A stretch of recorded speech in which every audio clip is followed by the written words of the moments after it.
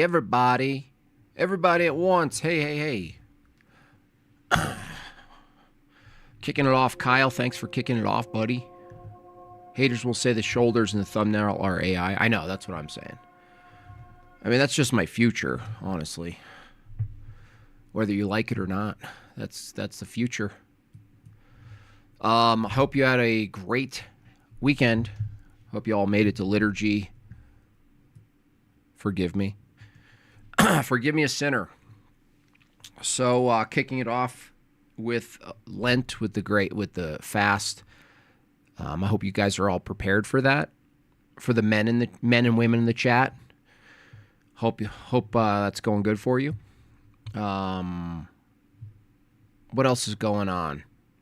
I'm going to be organizing an iconography class here in my home state. That's going to be cool.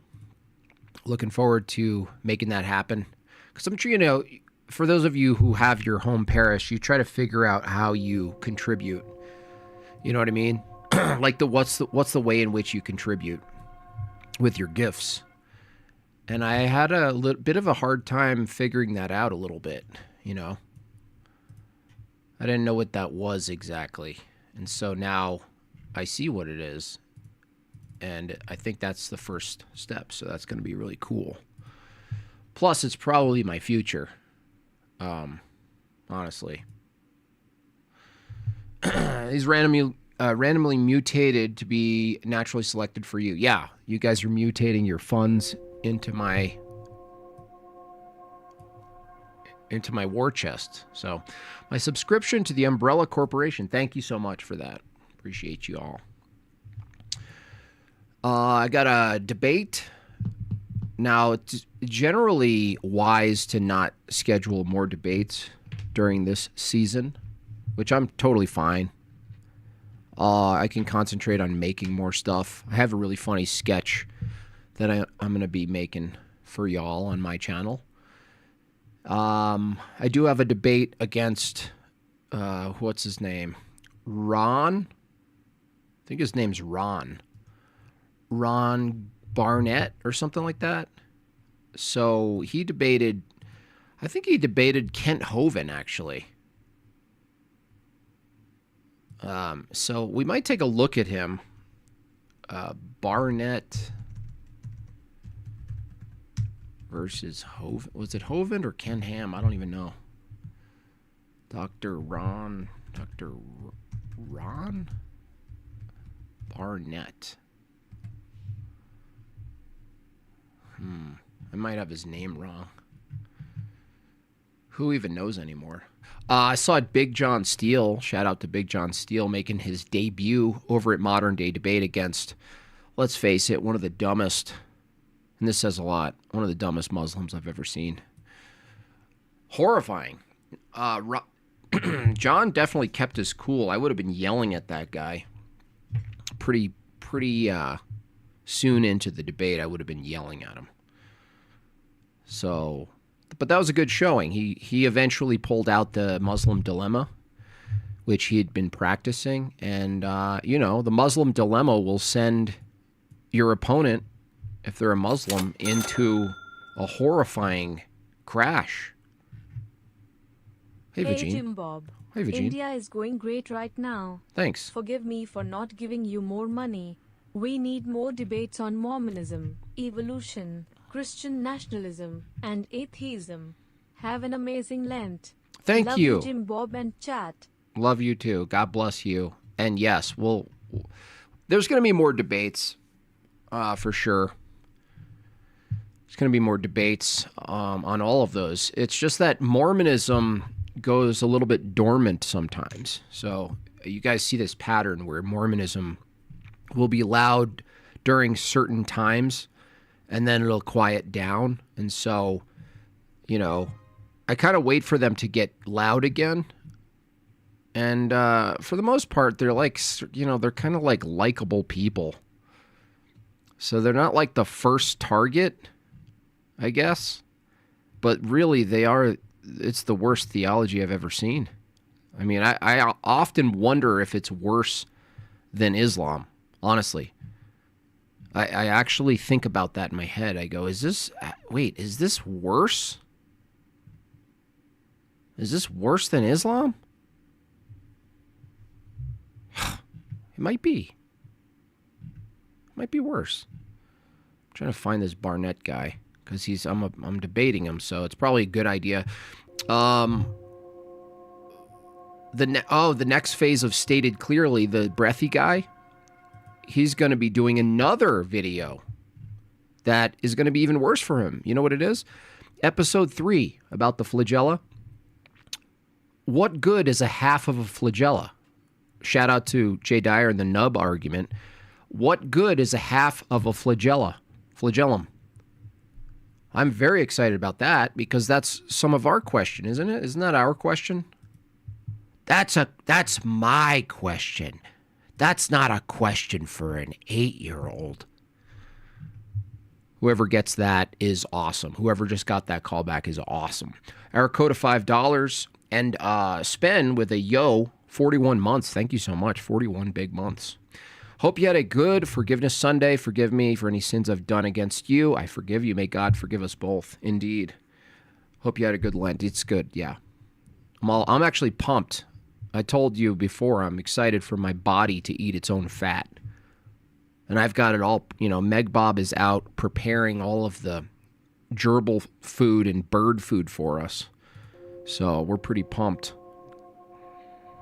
At least, I at least eat some types of, like shrimp and stuff. She doesn't, unfortunately.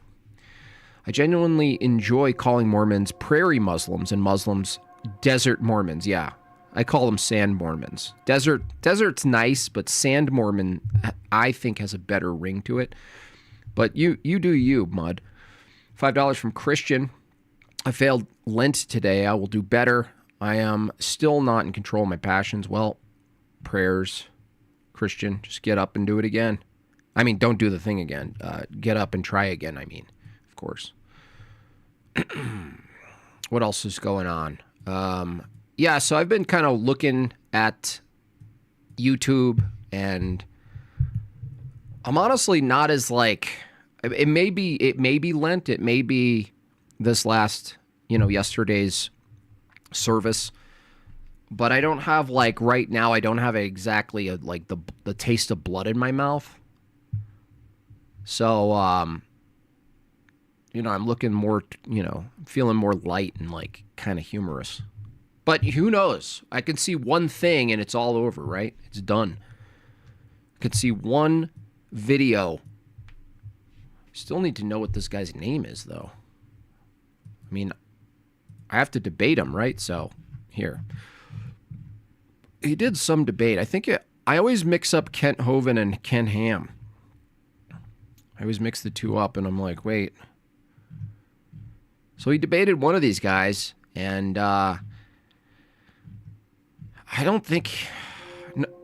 there's probably a reason he reframed the prompt for me, because he didn't want to be in the defensive position, and so the prompt now is evolution a reasonable belief, which I prefer that position. Of course, because, one of my philosophical attack points against evolution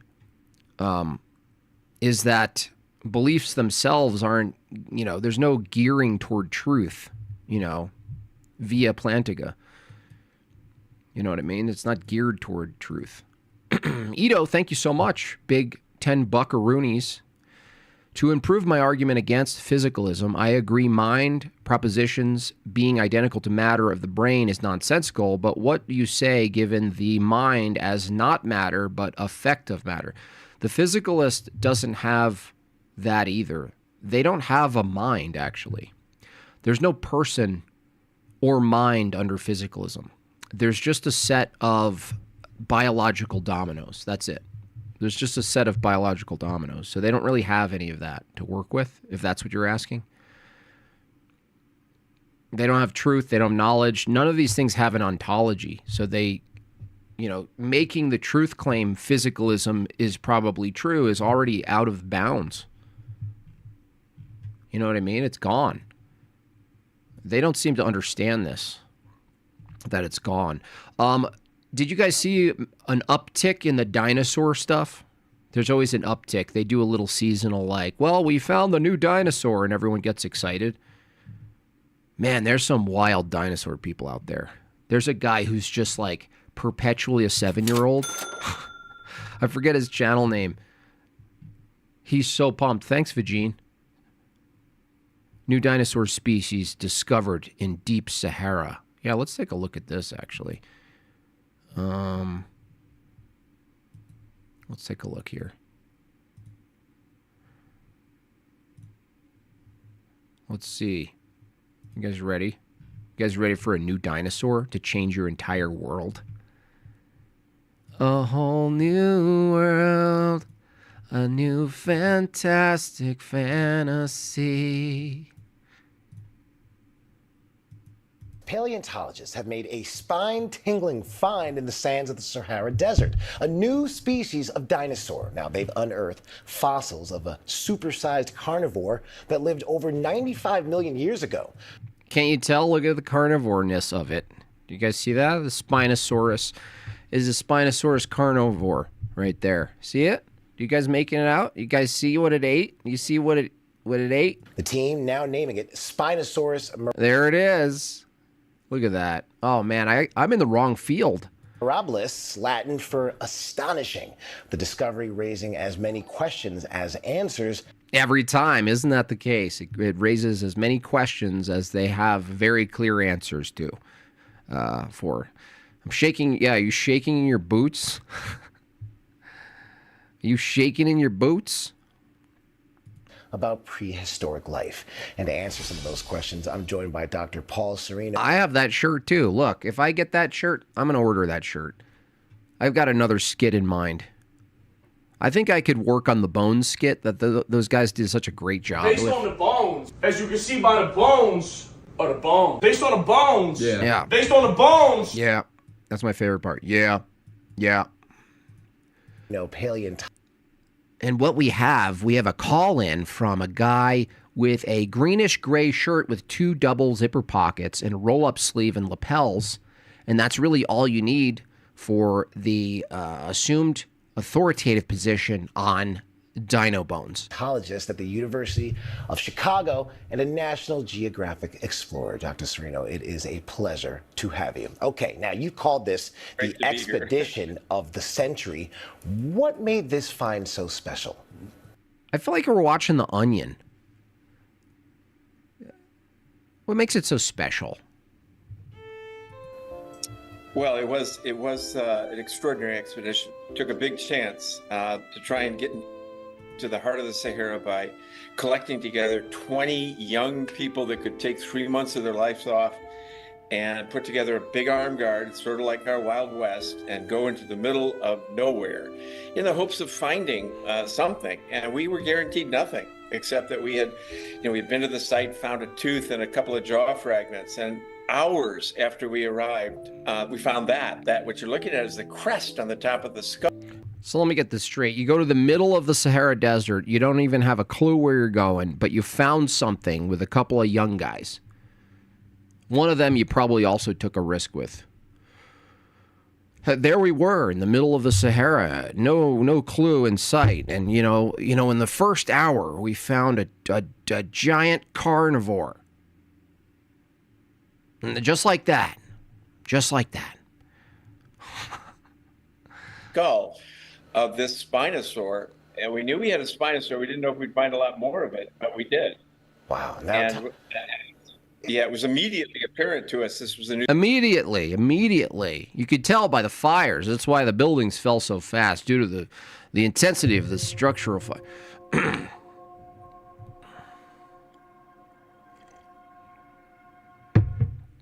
I mean, you could tell right away that it was, we were bound for success. Thanks for helping me find orthodoxy. God bless you, Punished Fred. My wife and I are catechumens. Glory to God. Forgiveness Sunday was amazing. Absolutely. Shout out to everyone who is on their way to orthodoxy. $5 from Mud. I promised myself years ago that if I ever discovered a surprised carnivore dinosaur in the Sahara Desert, I'd convert to Islam. Well, we'll wait for your video on that. By the way, did you guys see the over-performative video of Sneeko? We'll take a look at that. Driveling out some of the Quran. I can't wait to take a look at that. New species because the crest is like nothing we've seen before on. They have, yeah, exactly. They have 4 bone fragments, and this is what they end up drawing. Because some truthers think it's like a deeper thing, like it's a theological deception. I don't even take it that far, honestly. I think it's all about like securing sectors of what's considered science, like paleontology, with funding. And it's a cascade. It's called an availability cascade. So it's like you drum up confidence and excitement and hype for a certain field. And for that field to maintain some sort of donations or some sort of government programs, whatever it is, right? They have to make these public discoveries. They have to. It's the only way to keep it going. That's how you keep the jobs. You can't do it otherwise. You can't get a grant. You'll run out of grants. It's a dead end. You can't have a dead end here. You know, you can't do it. If you have a dead end, you run out, right? And then you can't go to the Sahara with young people. If dinosaurs aren't real, explain dino nuggets. Chessmate. You said chessmate. Nice. Exactly. And if chickens don't exist, how do you explain dino nuggets, which are clearly made out of cardboard? It wasn't just a retarded elephant. Yeah, could have been. Easy peasy. Easy peasy. Any predatory dinosaur. So tell us more about this Spinosaur. I got to know what. A Spinosaur? You guys are a joke.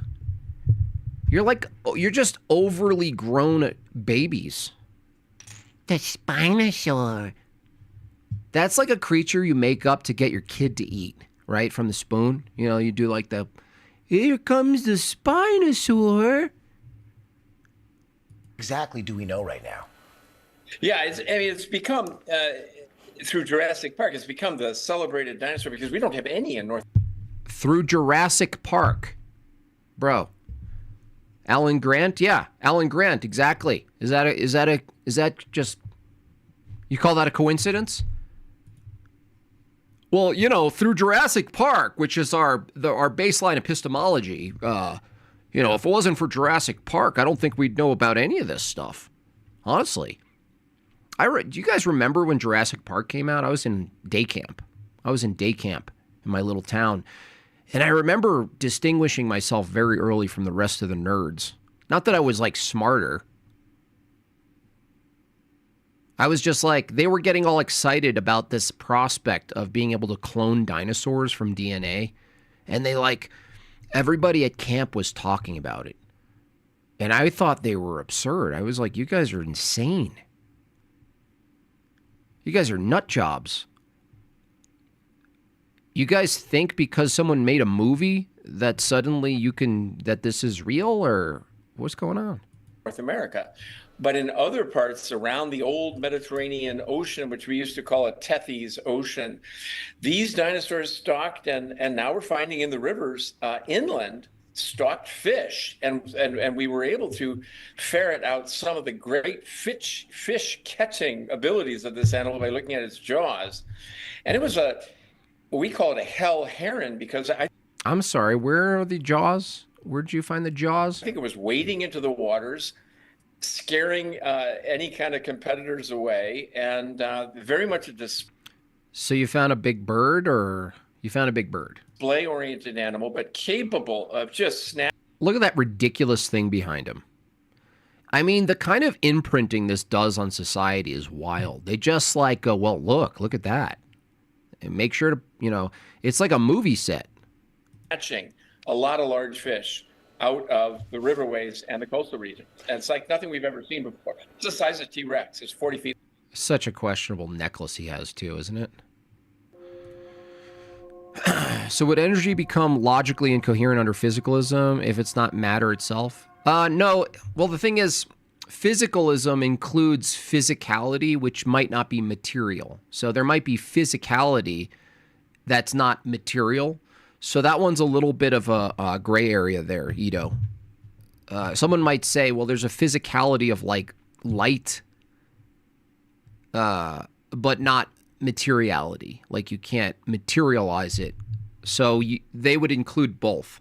So energy would be something you would probably ask them, well, what do you guys think about energy? Is that like a metaphysical thing? Is it a conceptual thing? Is it describing a relationship, or is it an actual thing under physicalism? And it'd be interesting to see where they take it.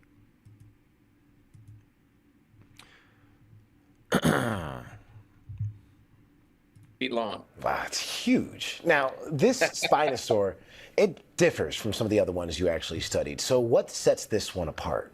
This guy's so fake. I mean, that's his job, to be an actor journalist, but he's really laying it on a little too much. And you know he doesn't talk like this when he punches out, right? Yeah, I'll just say, this is what they share. They share this kind of tooth. Oh, there it is, that guys. Is straight, curved, no serrations. Looks very different than a T-Rex tooth. The original clues to this site I dug out of the library, a French monograph. You see Oh, good thing you found that thing. my little markings there. Gave us a sentence or two about a tooth they found in the center of the Sahara. They gave us a sentence or two about a tooth they once found, and there we have it. We reconciled the problem. I wonder which one of them science guy thinks is further along in evolution process by the entailment of less human. Yeah, which one? Which one's more human? But then we put together the pieces of the dinosaur. As I walk behind it, it gives you Bro, you didn't put together pieces of anything, dude. These If people... dinosaurs aren't real, then how do you explain the Pokemon Fossil Museum? Just look at the bones. Based on the bones. I don't know. Look at him. He's selling the public right now that they put this together. I mean, it's like they just don't even, they're shameless. They're shameless. Look at this. dinosaur. As I walk behind it, it gives you Look at this guy. Listen to what he just says. together the pieces of the We put together the pieces that were cast for this model. or two about a tooth they found in the center of the Sahara. But then we put together the pieces of the dinosaur. As I walk behind it, it gives you a better idea of the size of this animal. Its teeth interlock, the lower ones coming outside the upper ones to snare a slippery fish. Have you ever tried to catch A slippery fish? You know how freaking big the fish needs to be too? A slippery fish. You know, they're really piecing things together here. Hey guys, look at these sharp big teeth. They needed this for a slippery fish, not the other fish, the slippery fish. You ever try to catch a slippery fish? You guys ever try to catch a slippery fish? Dave explained to you already how evolution works, but you and your minions are underdeveloped, so can't grasp science. Yeah. Well, it is. It's fairy tales. Yeah.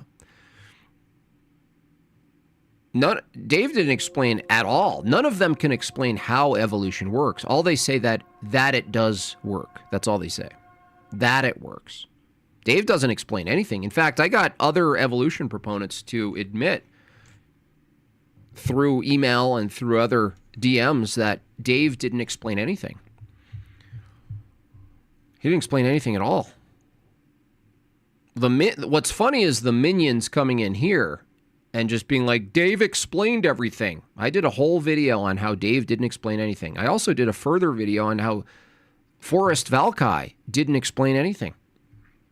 Not a damn thing. But even if they perceive a relationship between energy and matter, it interacts with, I don't understand how it's justified. It's not. It's not. Relationships aren't justified at all. The regularity, the laws of how objects behave, they're not justified under physicalism. And here's why. The way in which a physical thing behaves is not grounded in the physical thing. It can't be justified by the thing itself. So, the way in which everything relates mechanically in the universe, governed by some sort of regularity, some lawful regularity.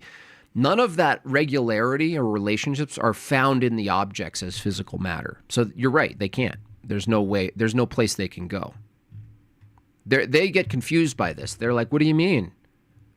It's just the way it is, they say. It just is. That's what they'll say, which is ad hoc, right?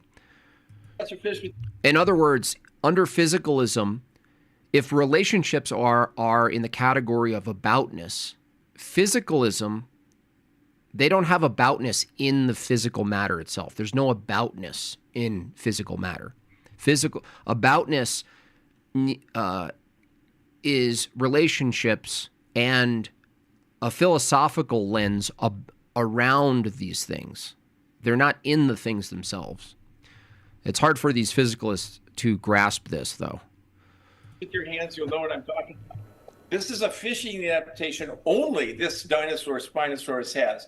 But this is what defines the species, the very low snout, and then this incredible crest that extends into the air with a covering, and I'm going to give you just a shot of the covering that we've reconstructed for it. That's the crest right there. Wow. It would have a covering. But if the answer is known or is fans, what answer? What's your question, buddy? I mean, you should actually donate, but you say this chat is a cesspool. Let me see. Let's try to find this guy because he needs a hug, right? They all need a hug. I literally asked the chat for a reason. What'd you ask, bro? Let's stop the whole show for this guy who's super needy. Let's highlight the needy guy. Come on. No way, dude. You found a channel where a guy draws dinosaurs and he has a video on how the science of how to draw a dinosaur? I'm in the wrong field. I'm honestly in the wrong field. Come on, Stadium. Wait, Jim Bob doesn't believe in dinosaurs? No, oh, God. Do we really have to do this whole thing? It's just these people.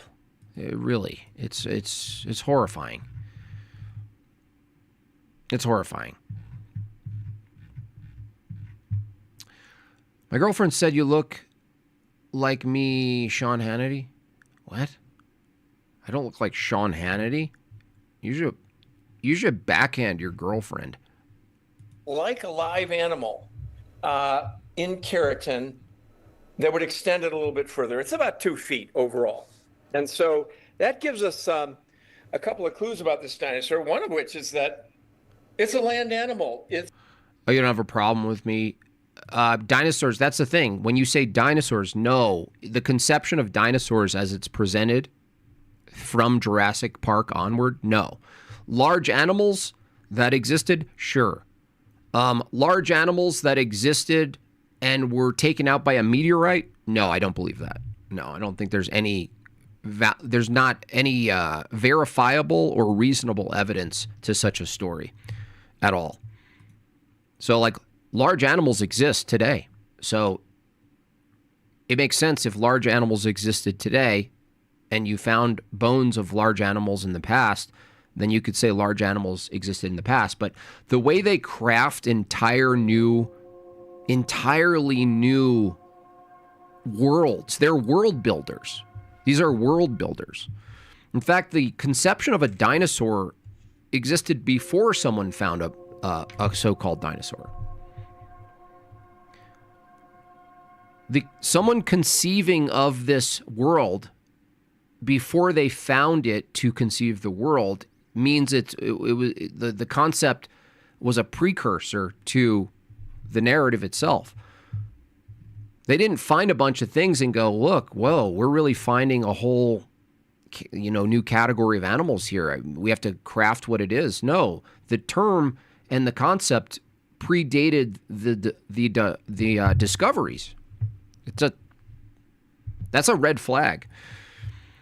Josiah, I am reducing YouTube viewing down to 1 hour per day till after Pashka. but paying my Jortlandian tax. Thank you, Josiah. Thank you, Suzanne. Whipping. She's whipping. She's got a whip. You got to pull up the video of finding this new unicorn species.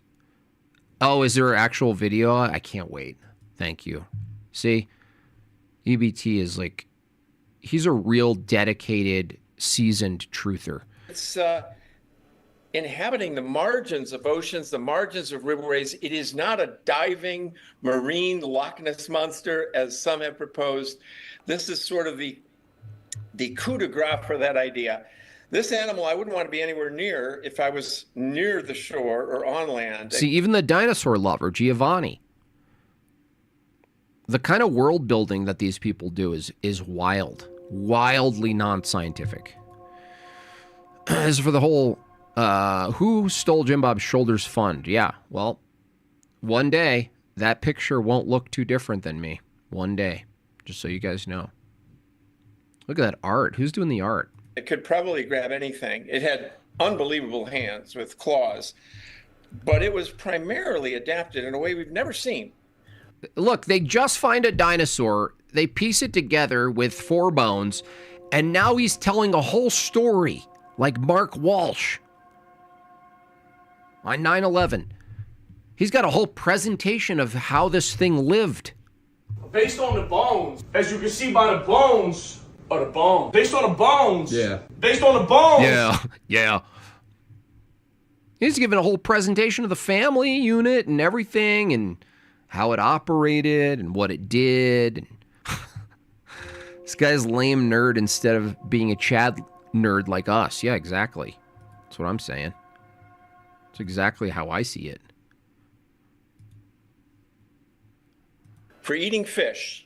And they were big fish. We were actually going to name a 12-foot superfish that we found not far from the dinosaur. I mean, just to see the teeth. Oh, there was a fish that was found not far from the dinosaur. There it was. It was right there. Little fishy that it was after. As big as your palm is just startling to imagine how big this dinosaur. Totally raised by a single mother, that guy, for sure. So yeah, how big this dinosaur really was. Now, do you think you'll find more dinosaurs in more remote regions, or do you think this is a one-off find? Oh, yeah, what do you think? I mean, do you guys think that just randomly going into the Sahara Desert and just, being paid by a grant with a bunch of young people, as this guy says, do you think that you'll find completely out of nowhere in the Sahara Desert this big find in the future? Do you think you'll do that in the future? No, so for your listeners, it depends on the grant money that comes in. So our fines correlate directly to the grants that get affirmed. And so it's a complicated process, it's a little political, I don't want to bore you with the politics, but there is there's a mapping, available funding, fines in the middle of Sahara Desert. Listeners, I mean, first of all, we're in the age of discovery. We're naming more dinosaurs now than we've ever named before. We're naming Is that a measure of truth? We're naming more dinosaurs than ever. Have you looked at the names? I mean, we are in the age of discovery. We are naming more dinosaurs, new names, than you guys can count on your hands. So your kids and their kids, they're going to be in the heyday of dinosaur research. But not only can I tell you we're going to find more, we are going to name a lot more from that. Oh my God, this guy's such a scammer, dude. He's like happily a scammer.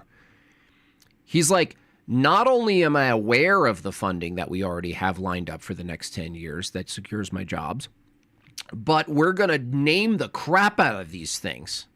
So he's so certain about finding new things, right? Not only do I know for certain we're going to find more things to be on the news about, but we're going to name them. We're going to drown you guys in names. Like the Name the Star program, where you can sign up and name your own star and you can't possibly verify anything about it.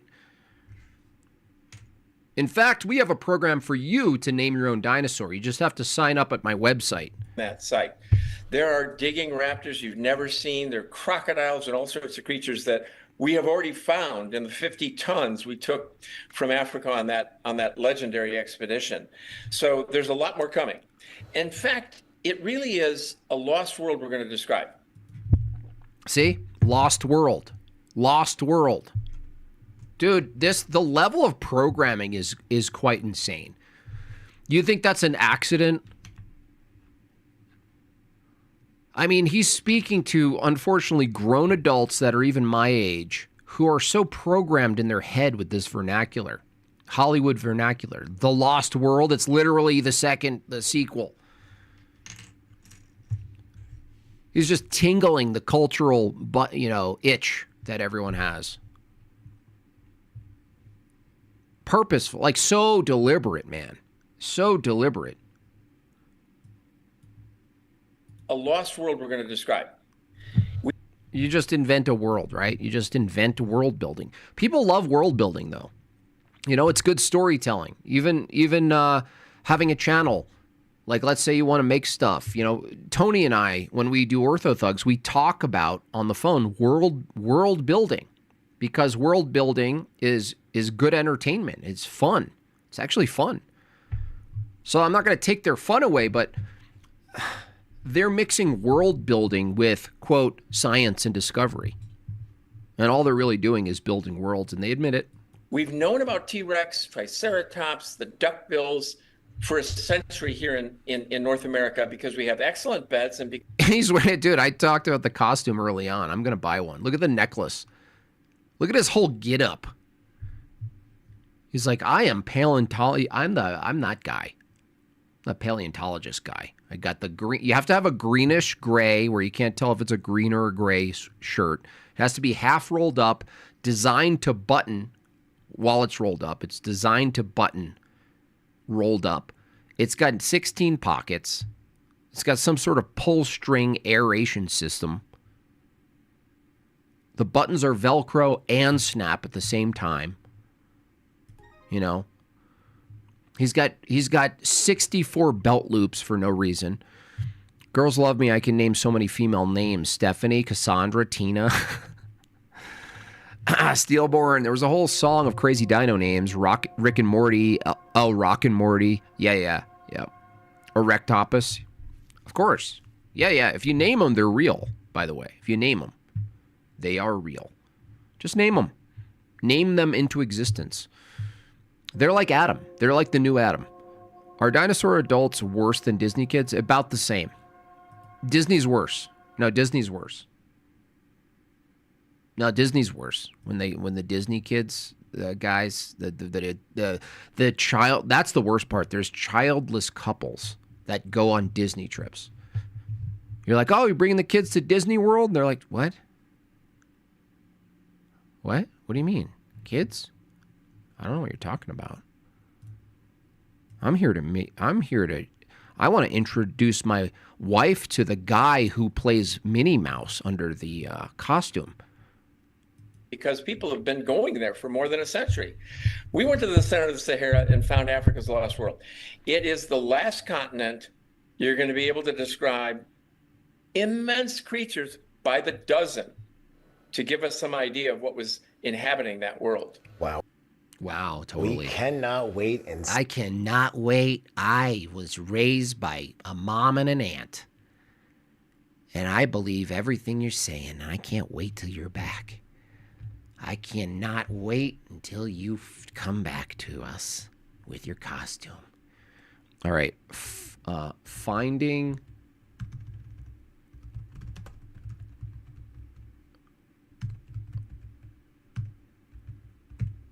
It's literally something they put in Jurassic Park.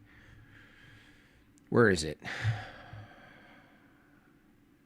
Oh, here's the funny guy. Dude, this is the funny guy who's such an over-the-top dino nerd.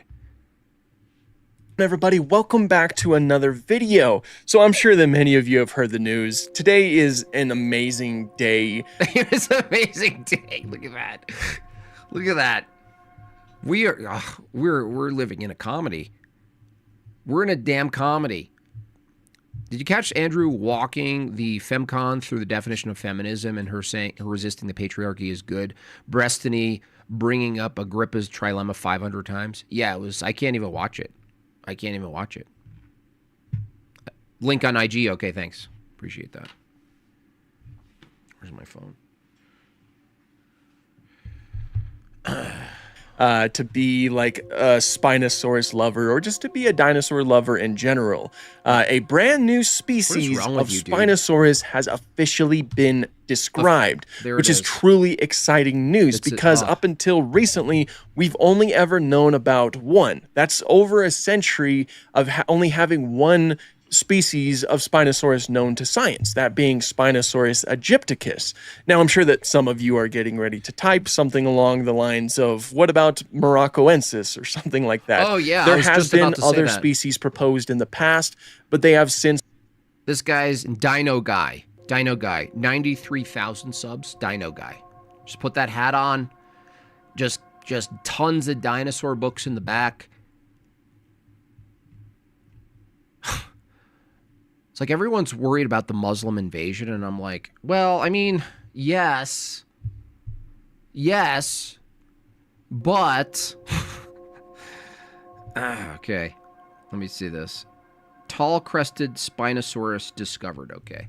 Tall-crested Spinosaurus discovered. Breathtaking. Breathtaking. been basically made synonymous with Aegypticus. So they are not, there's no additional species. There's only ever Racist. been Aegypticus officially.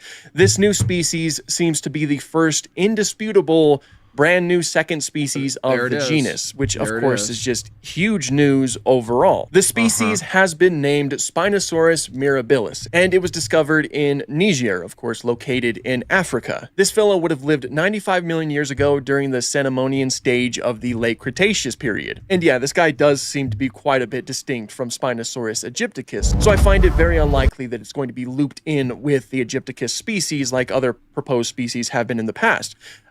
Very often, Boring. Shut up, nerd. Shut up, nerd. Look at this. Oh, well, look, guys. Oh, look at them all. Oh, this is the moment. This is the moment. Hey, this looks promising. Yeah, Paul. Hey, guys, this looks promising. Paul, call the news. Get my sandwich, Paul. Paul, get the deviled eggs, Paul. I watched all of both and I feel dumber. Oh yeah, I can't watch her. I can't watch her. I think that Nat Geo has given their dinosaur finds more lore and world building than Games Workshop has given Warhammer Fantasy in 40 years. Absolutely. It never stops, dude. They're never gonna stop. They're addicted. Look at that lady. Look at that lady. How do we know that the Spinosaurus had a large spine? Was it just really fat? It's always about size: superfish, megashark, ultra turtle, lofty snake, profoundly huge spino-dino, infinitely gauntlet, goat. That's right. It's in awe. It's awesome. That's why it's awesome. Which do you think these folks have more of, dinosaur types or genders? That's a good point. That's very related, though, isn't it? This is great. Thanks for the find, EBT. I have to rewind it already. This lady's intensity.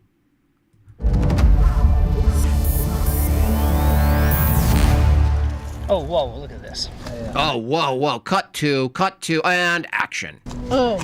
Video by Matthew Irving, courtesy of the Fossil Lab. He's like, credit me. Oh, you guys don't see it at the bottom. He's like, you better credit me. You guys better credit me for the scene I shot. Here. Hey, this looks promising. Yeah, Paul. Paul, get the cameras, Paul. What? Really? That was convincing? How many times did you shoot that, guys? Could you have at least done us a favor and done it like 5 times so you can get the best cut, the best take? That was horrifying. There's nothing convincing about you frantically digging. By the way, you're not supposed to frantically dig. You're not supposed to be making those motions. You're supposed to be doing it very softly in case you break something. They're like digging like a dog. Totally unrealistic. Paul, stop chatting with the Arabs, Paul. Gonna believe it. What? What is it? The premix of our Spinosaur. Really? In place. What? You literally dug what? Excuse me? Wait a second. Hold on. You guys got to watch this again. So what we get from this shot... Oh, whoa, look at this. Oh, whoa, look at this. We're just at the surface of sand right now, and we're frantically digging. Clearly, it's a Spinosaurus. Clearly, Paul. Get Paul. Paul. Shouldn't these guys be in a deep in the earth, especially when the sand moves constantly, overlaps frequency? It makes no sense. Even the way they're digging, it doesn't make sense. Smith, I've never understood. I thought the dinos should be under millions of years of rock layer. Nope. No, they know the Spinosaurus is right here with us today. Oh. Yeah. Paul, get Paul. Hey, this looks promising. I'm going to say that now, just to anything. Anytime there's like a new insight on the channel, it's get Paul. Yeah, Paul. Paul, stop talking to those guys. Paul. You're not gonna believe it. What? The dude was standing there the whole time. Paul, I've got boobs. You're not going to believe how much IPA I've been drinking. What is it? The premix of our Spinosaur. Really? Paul's proud of me. It's a Spinosaurus, just like Jurassic Park.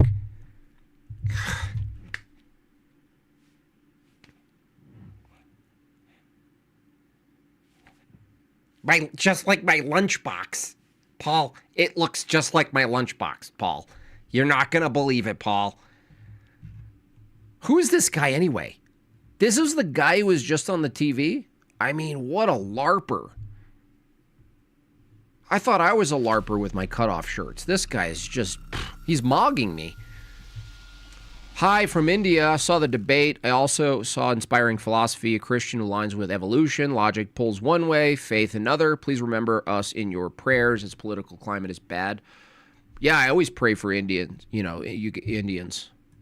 You know, pray for your. I pray that orthodoxy finds you. I pray that you guys figure out plumbing. You know, I pray that you guys figure it out and make your country a livable place. Absolutely. Yeah, I think Mike Jones, he'll abandon evolution. It just takes a cultural shift. Place, yes.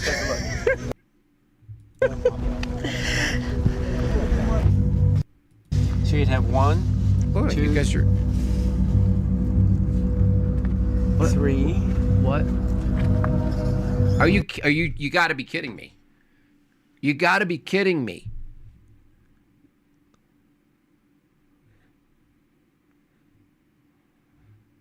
You guys seeing this? The music. The music they add is so insulting to you all. It really is. It's such gaslighting. Spino to Paul on the road to Niger. Would you dig me up? You guys digging me up something special? At least Kubrick directed. At least he did some work. Absolutely. Look at this. I was talking about this before.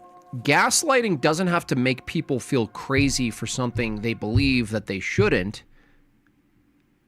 Well, no, it's the same, isn't it? In other words, gaslighting is often experienced as, you're so dumb, I can't believe you believe that. But what I'm seeing is that there's another form of gaslighting that enhances people's fantasies. And this is that. We always forget about that side of gaslighting. We always think gaslighting is like this. It's like a negative thing that you're pummeling someone because they believe something and you're making them feel crazy for whatever they're saying. You make them feel nuts in a negative way. But this is like an inverse of it. And we just don't track it because we're like, oh, no, that's just, they're just doing that, fantasy work or whatever. But it's the same. It's the same technology, gaslighting. So that's a very diagnostic part of the dinosaur. So That's a diagnostic part of the dinosaur? Really? Are you going to give the thumbs up now? That's good for funding. golden. That's really beautiful. That's gorgeous. Okay, so there I see there's a bone over there. We should watch on what we're walking on. There's more bone behind you. Yeah. I mean, it's got to be scattered all over the place. We should. Yeah, this is a Spinosaur. Great. Okay, fabulous. That guy is such a nerd. Yeah, this is definitely a Spinosaur. I can tell by the 3 things that are sticking out of the sand. It's like... Based on the fossil's vocal cords we found, I think it's all of a Spurgosaur. It really is a Spurgosaurus. That's what it is. Isn't it weird that there are no animals, bugs, bacteria hasn't evolved to eat bones? That hasn't evolved to eat the bones? Oh, yeah. Yeah, that is actually interesting. I mean, that would just be like calcium dependent, right? Like a calcium dependent animal. Thing is, right on the surface, nothing munched on it. First big discovery here. Yeah. All right. I need a picture of this. I need a selfie. I cannot wait to tell my girlfriend and her boyfriend what just happened here in the Sahara Desert. You could at least respect their work slightly if they found things and said, we don't know what it is. It might be interesting. Yeah, they just straight up. They need it. They were, you know what it is? It's like, this is what, I wouldn't be surprised, honestly, that I wouldn't be surprised in the slightest if where are my truthers at? EBT, this is a good one for you. I wouldn't be surprised if you looked into specifically the funding for this expedition, this group, was running out. Like meeting its end. I wouldn't be surprised if it just happened to be the case that they were like, oh, we're pretty much up on the third installment, so, we got to find a Jurassic Park animal ASAP. That's a Gaslightosaurus. You have one. Ross in the Estoy colando en la foto, poner a de Paco. Oh, take a selfie, huh? Yeah. Yep, there it is, guys, right there. Do you guys see it? That's the Spinosaurus right there. Just like that. There it is. What the fuck? Dude, one of those guys dropped a deuce and it got petrified. That's it, right there. Dude, you gotta be kidding me. You gotta be kidding me. Can't believe it. Yeah, they all dress the same. It's wild. They're just like, oh, we need this hat.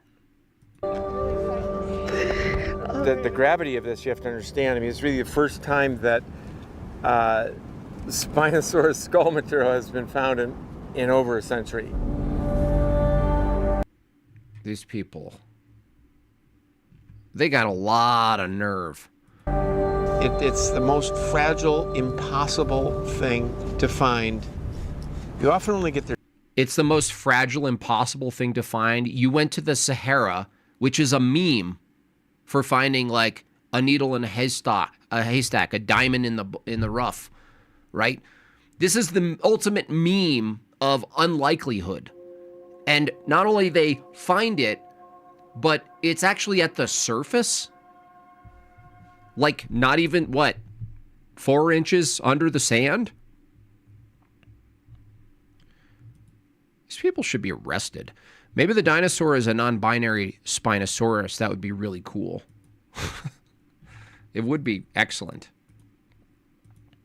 Honestly, I want to jail these people. I think they should serve time. It's sitting on top of level sand and they're digging. Yeah, it makes no sense. Their teeth. You're very, very lucky to get a jaw. You find an articulated skeleton and a skull. And that's sort of, that is the ultimate jackpot. Yeah, isn't it? It's the ultimate jackpot, yeah. Oh, no, now we have access to 95 million years ago at the surface. Whatever happened to finding animals at the layers they're supposed to be at? What happened to that part? So we went looking for this undiscovered and unknown species of dinosaur that we don't even know what we're looking for. And gee golly, you wouldn't... Gee whizzery. In the middle of nowhere. 95 million years ago. Right at the surface.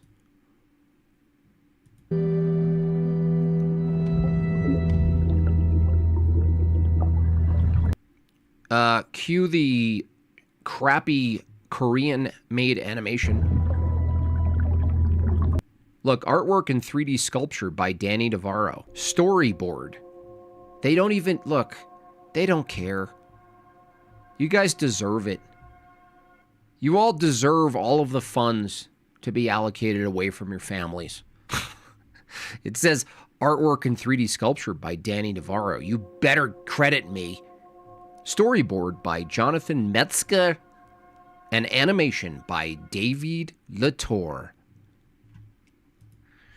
Can't get out of my head that all of them are doing this while having the thought in the back of their head all of this is pointless. They know it's fake, too. Honestly, they know it's fake. Except for that one guy. The one guy, all of the Sherpas, the desert Sherpas, they're like, yeah, we do this. You pay us 50 grand, we will find location, you guys can do the whole shoot and everything, okay? Don't worry about it. We'll do it. Yeah, just pay. There it is. Nice animation, David Latour.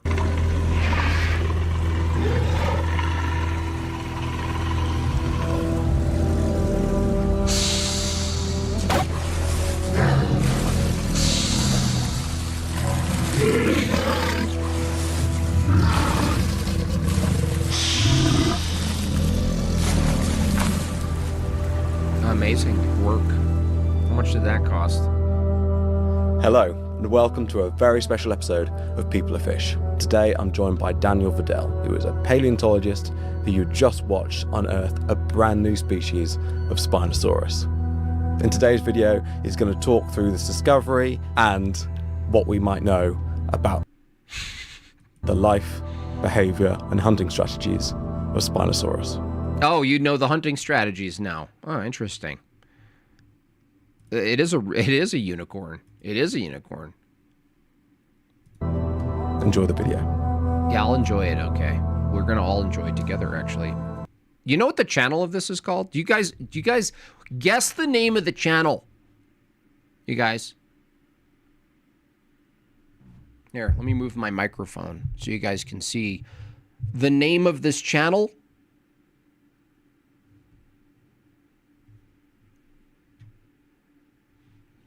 Okay, hold on. Hold on.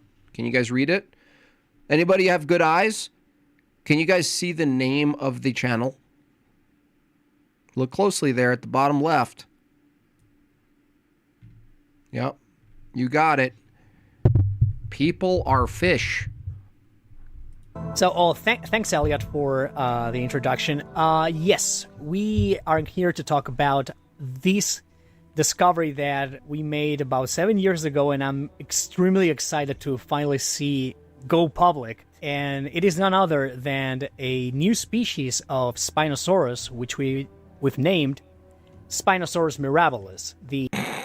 the wondrous or astonishing Spinosaur.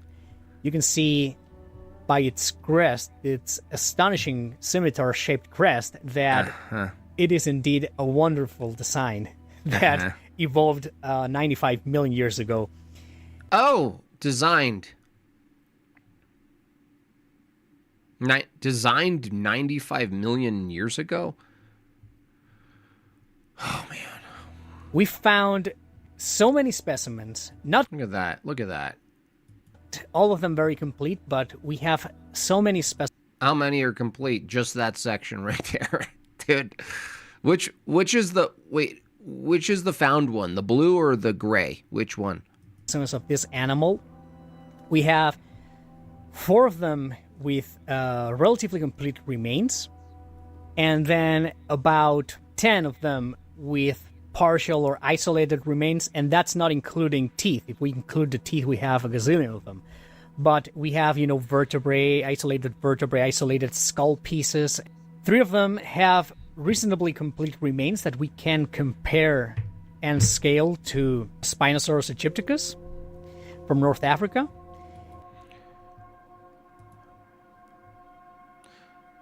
It's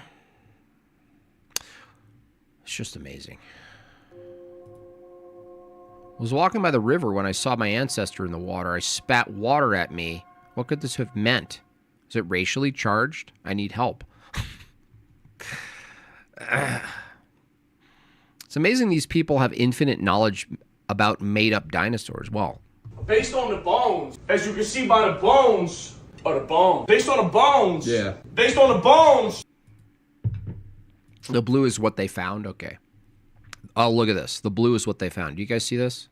Do you guys see what kind of nutcases we're allocating government funds to? And we have many more isolated remains of up to 10 individuals. Some of them are just, isolated dorsal vertebrae or isolated jaw piece here and there. We can use all that information. We can use all of that information. All of what information, you freak? You greaseball?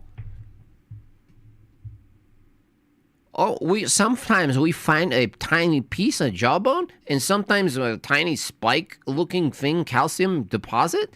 And what we can do is we can take all of that information and literally pay someone to build a model in the computer and show it on the news worldwide. Really to have a very good idea of what many parts of the anatomy of this animal. Okay, yeah. Okay, buddy. Okay, buddy. That is a big super chat. Massive super chat. I played enough tabletop RPG games over the years to recognize guys who spend hours painting their miniatures and being just as excited. It really is the same, isn't it? Remember that poor guy I covered? He was talking to, who's that dead robot guy? Lex Friedman. And he was just like giddy. He was just like giddy with dinosaurism. Just like shaking in his galoshes. Animal actually look like. So the holotype of Spinosaurus mirabilis includes... and by the way, this comes out exactly in the same, week as what? Steven Spielberg's big dinosaur movie. You guys are aware of this, right? Are you guys aware of how manufactured all of this can be just with some money? Do you understand?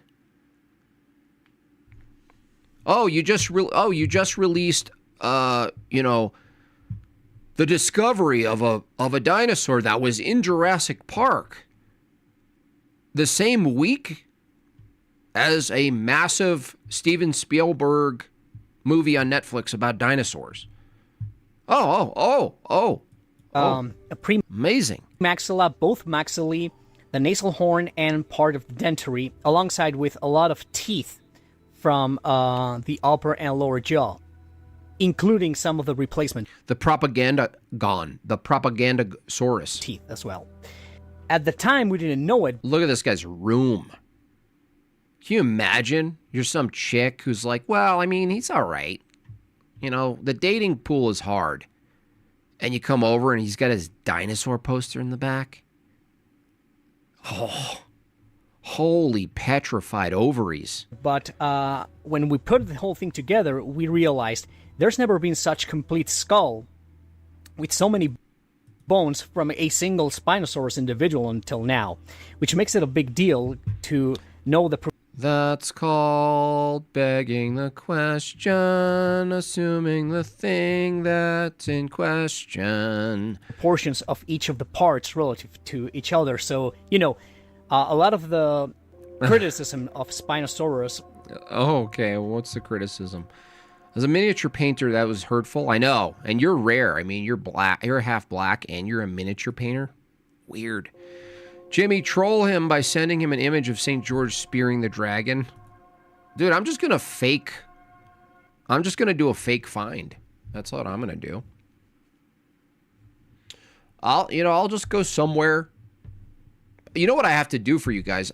I have to take a trip because I'm in Colorado. There's a place that allegedly found these giant chicken feet, dinosaur hands. And I actually was there before I went really hard into like, is any of this real? I just kind of went. And now I'm going to go with like a vlogging camera and do a little investigative reporting. Comes from, it's essentially known from a lot of fragmentary specimens, and you have to really make a lot of puzzling to put it together, even with... You have to make a lot of assumptions. You have to make a lot of assumptions to put it together. A lot of assumptions. Well, basically, we find two things that look like something that we imagined, and then what we tried to do is take the two things that we found and try to make it work with the imagined thing that we have on the computer. And then we can hire our artists to make the CGI. Then we can do that. Then we can do that. With the skull, because there's not any very complete skull except for, some snouts from North Africa. Mm-hmm. Racist. But here for the first time, we have upper and lower jaw of the same individual, as well as the nasal horn. For anyone who doesn't know Paul and his work, can you just introduce the man as his lead author? Yeah, so if anybody who's not really in the field of dinosaur paleontology, Paul Sereno is... Paul Sereno. Okay, I'm going to play this. I'm going to look up Paul Sereno a little bit. He's a dinosaur I would say more vertebrate paleontologist, because he's also delved in non-dinosaur fossils and also in human remains, so he's also a part archaeologist. He, among dinosaur paleontologists, is one of the most prolific explorers. He's gone to a lot of expeditions in a lot of different remote places in the world, ranging from Argentina to Mongolia to Niger, China. He's been in a lot of places. He's made a lot of dinosaur discoveries, and I believe he has focused most of his work in Gondwana dinosaurs. That's the southern continent dinosaurs. So he's one of the head honchos, we would say, of dinosaur paleontology. Yeah, he's one of the head honchos. Yeah, we can tell. You can tell by the necklace. It's interesting because I actually can feel what the Evo idiots think. Yeah, I want to believe in dinosaurs because my childhood was all dinosaurs. Same thing with the going to the moon and space and stuff. We should be angry at the people who turned our childhood fantasy into science. Yeah. Nice jab, but we have plumbing in our area arena. Thank you for that, for getting the joke. I'm satisfied with my Protestant church. Thanks for your prayers. Well, hopefully you move over to Orthodoxy. Even if you grant them an animal, they also have no idea what the dinosaur skin looked like. Yeah, it could have been furry. You ever see that frogmouth bird? I want one. I want to buy one. They're from Australia. I want a frogmouth bird. For all we know, it could be a fat covered in fur. We don't know, based on the bones. A grown man with posters of dinosaurs in his room. It's horrifying. Horrifying. It's like an 8-year-old frozen in time. And this guy's capitalizing on it. Oh, boy, is he he's just like, I am the Indiana Jones. See, I'm trying to find Friends of Niger is the grant. Recently funded projects. Yeah, they're pretty desperate for funding, that's for sure. Looking at some of these grants. Not looking too good for them. But I mean, this is a big deal for them because, you know, Steven Spielberg, you know, he's like, we're doing this. So you guys got lucky. Steven Spielberg launched a Netflix special on dinosaurs, and, you know, he needed some oomph. Ontology. I really clicked in really well with Paul when we met.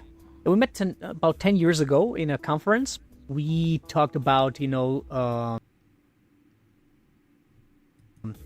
studying the sauropods in his collection, and he invited me to visit his lab in Chicago.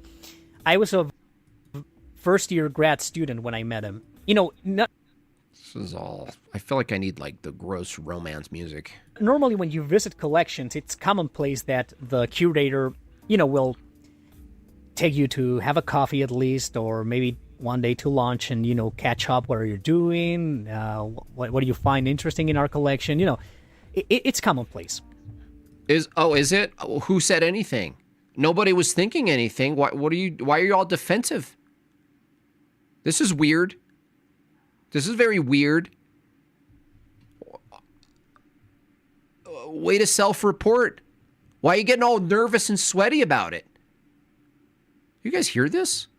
Well, it's totally normal that he take me to lunch, he take me to his gym, and we went to a sauna, went to a man's spa together. Totally normal, commonplace to go on dates with Paul. Just so you know, I can't read your chat, but I think, just thinking what you guys are thinking is that maybe I take me to Chuck E. Cheese one too many times.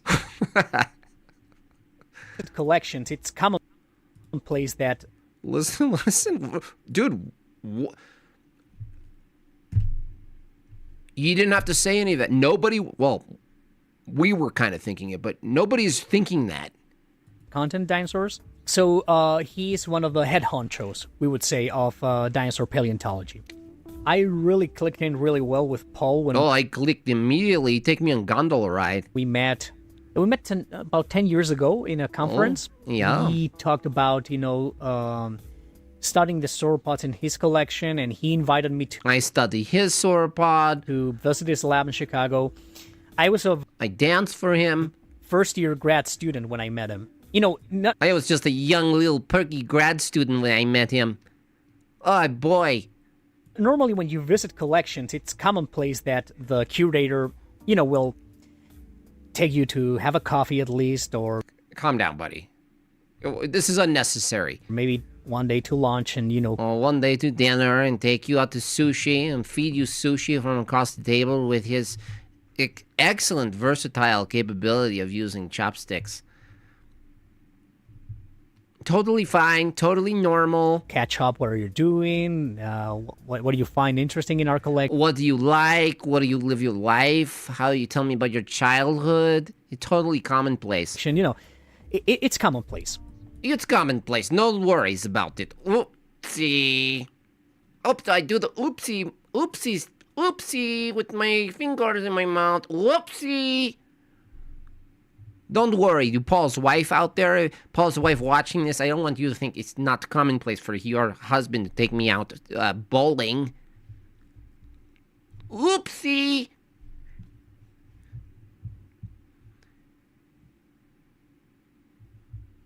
Whoopsie! Whoopsie daisy. Oh, whoopsie daisy. Oh, whoopsie. But with Paul, he really got involved with... Me. My life in my apartment. How do I say? He really took me under his pterodactyl wing. He really made me feel at home about how I feel. I fell so deep in love with him. I mean, love with the dinosaur collection that he has. So he brought me roller skating once. And I did not know American culture and things like this. He brought me to so many places. Totally commonplace, by the way. just totally commonplace for two men who love aluminum lunch boxes from the 80s. The sub-Saharan dino nostrils wider. Oh boy, mud. You don't get to ask those questions. The dinosaur video is getting very spicy. I only talk dinosaurs after 3 dates normally. This is commonplace. Of course. Total commonplace.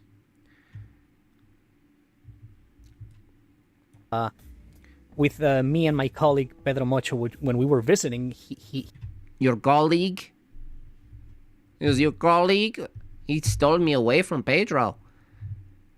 Pedro's still very sour to this day, but, you know, this is what happens. Commonplace. He was really nice to us, like, above what is commonplace. Things are getting weird.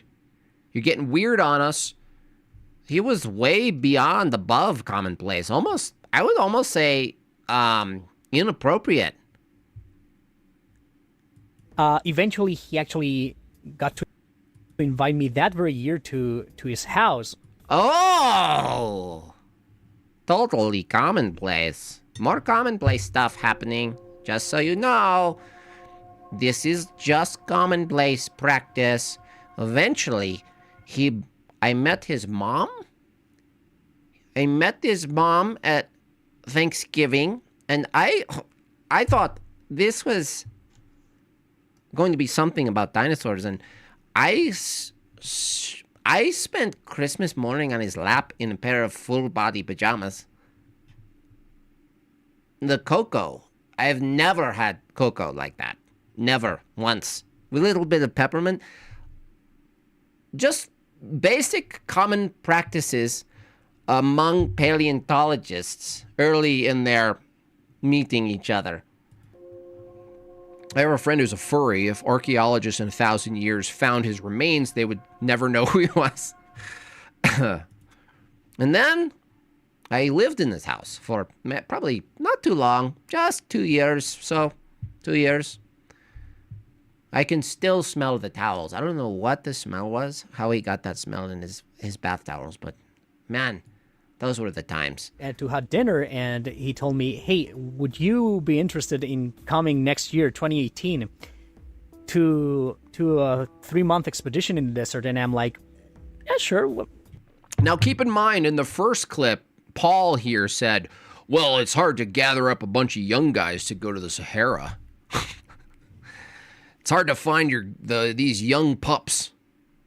You know, look at this guy. Oof. I didn't know Fight the Flat Earth Craig had a child. Why not? I mean, I even thought, yeah, he probably will forget about this conversation the minute I'm out. And a year later, and he did not forget me. I've made an impression on him, and he actually sent me a card, beautiful card.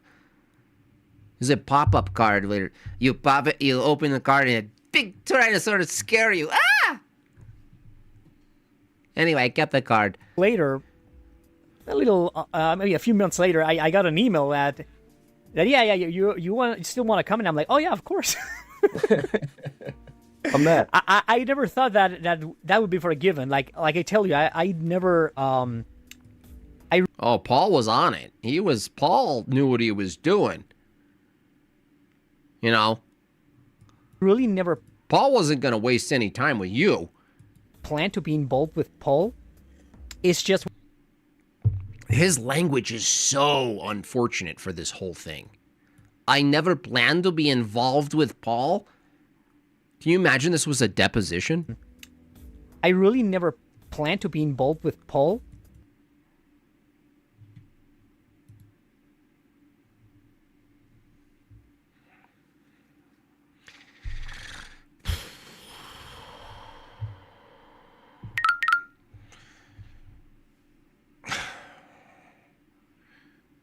It all just happened so quick.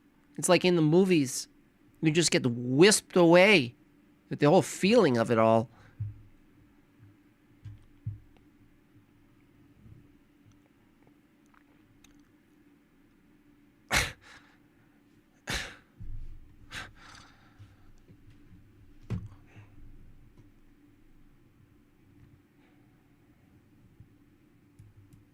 It's just where life took me. What is this, man? This is so not professional. You know, a professional, environment, professional speaking. Yeah, and then I finally met Paul. I really respect his work, and I was more than delighted to get involved with his work. A huge opportunity for me in my career. I was really happy that landed on my lap, and I'm glad that we maintain a professional relationship. Like, this guy is like, he's in a weird place, dude. This isn't how you talk about a professional relationship. At all. To me, it was really natural to work with him. But yeah, let's talk about... Yeah, now that you got all the awkward storyline of your backstory with you and Paul, maybe let's get into what I thought we were getting into, which is not your private relationship. How this was found, because obviously there's a story behind the fossil site. Yeah, what's the fossil site story? I can't wait. Yeah, I'm going to try to make it a little short because it's a very long story. Oh, gosh. Let me translate for you. Unbelievable, inconsistent, unreliable. Sketch. Sus. Well, I'm going to... you mean the story of how we pinpointed the exact place that we didn't have to dig at all for to find an entire new species? Oh, it's very difficult. I'm trying to summarize this because it's full of fraud. It happened many years ago, but essentially it was found, like many things in paleontology, by sheer accident and luck. In 2019, we went following a lead. That lead was a French geologist, Faure. He had made a geologic chart of Niger, and in doing so, he found some fossils, which geologists usually do when they scout for geologic mapping. He had found a tooth of Carcharodontosaurus. That's okay, yeah, okay. What he had in his monograph. To this day, we have never seen that tooth. There's no drawings, no pic. Bro. I mean...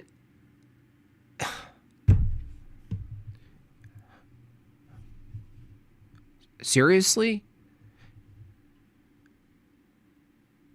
A shout out to EBT for finding this. This makes my whole week. Did you just hear what he just said?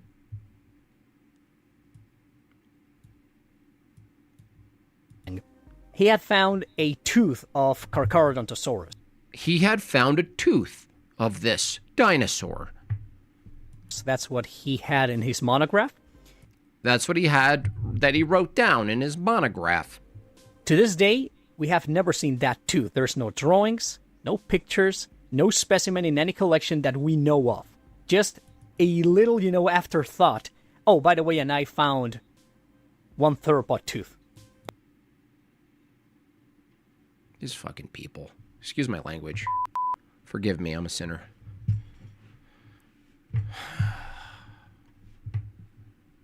Look at this guy on the right. We're so doomed. The West, I'm just going to say it, the West deserves to fall. There, I went black pill for a day. I don't care. I don't even care anymore.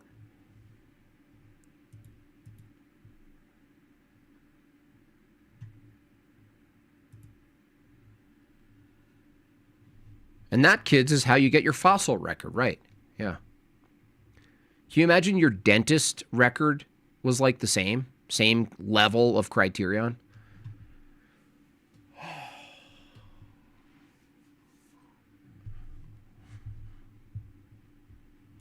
That's it. But for us, that was a good lead enough to go to the... Yeah, it was a good enough lead. Is that a good lead for anything in law? Is that a good lead in crime? Is that a good lead in history? Is that a good lead in any other field? Well, that was a good enough lead. Totally made up lead that has no verification is a good enough lead for us. That's great. That's a great lead. And this guy's all, look at him. Look at this guy. Look at this guy. Look at him. Oh, totally. Yeah, totally. Great lead. Yeah, totally made up. Zero verification processes. Yeah, that constitutes buying tickets to go to the Sahara. Yeah, that totally constitutes a new grant.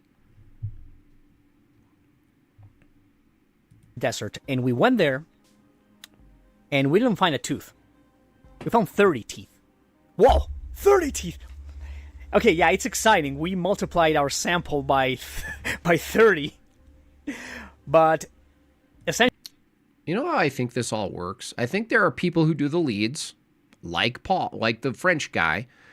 They give leads to other people, and it authenticates a find. That's what I think. This is my conspiracy, okay? I'm going to put my hat on for a second. Putting my hat on. You can't handle the tooth.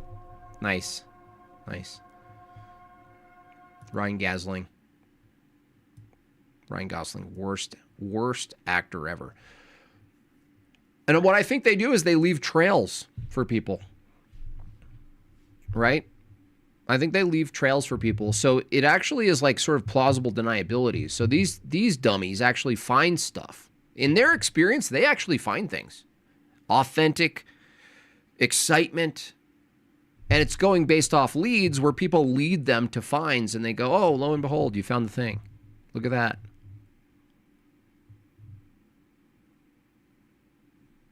essentially, it's not. It's actually a pretty easy scam to do. It's pretty easy to get away with it. A reason to go back to any place, because this is in the middle of nowhere after a day and a half of driving off-road. So very hard to get to. And we had spare time because we didn't find anything worthy to stay. We were thinking what to do, and a local... Another local that I developed a relationship with. So many long moonlight motorcycle rides through the desert dunes. Just absolutely beautiful. You know, I felt like Aladdin. I felt like Princess Jasmine, honestly. Named Abdul Nasser told us, I know where there's dinosaur bones. See, these guys, this whole thing is so sketch, man. The whole thing reeks of scammery. Where you get these unique desert Sherpas who have trench coats on, who whisper to the Westerners, oh, I know where they are. It's literally Indiana Jones. Oh, I can tell you where they are. Friend. You need a taxi? Come with me. I know where they are. You have to pay me, though. You have to pay me. And so, yes, I jump on the motorcycle of this man who tells me he knows where the teeth are. We drive all through the night, all through the beautiful night. We drive through sandstorms, super intense. He protect me, though. It's just such a joke, man. Look at this guy. You trust this guy in the glasses? Okay, take picture, but I wear glasses, cover my face. Okay? Cover my face. I know where bones are. I know what you look for. Stupid white man. You stupid white man. Dude, this is such a scam. Nearby. So we Nearby. Look. Okay. Dinosaur bones can be sold. Right? Poor guy in the middle of the desert who lives in the desert knows where these are. He knows where they are. Even though they could be sold, they could be expensive. You could sell them to a museum. You could sell them to people, right? A new find would be pretty impressive, right? This Sherpa guy with his glasses and his scarf covering his face and his little motorcycle, he knows. And it just so happened he favors you. He favors you to find them. He doesn't get them himself and sell them for his own family and his own pocket. He's like, no, you deserve it. You guys deserve it.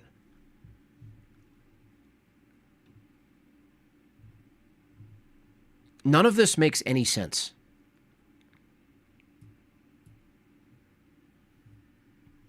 And a local named Abdul Nazar told us, I want to interview Abdul Nazar.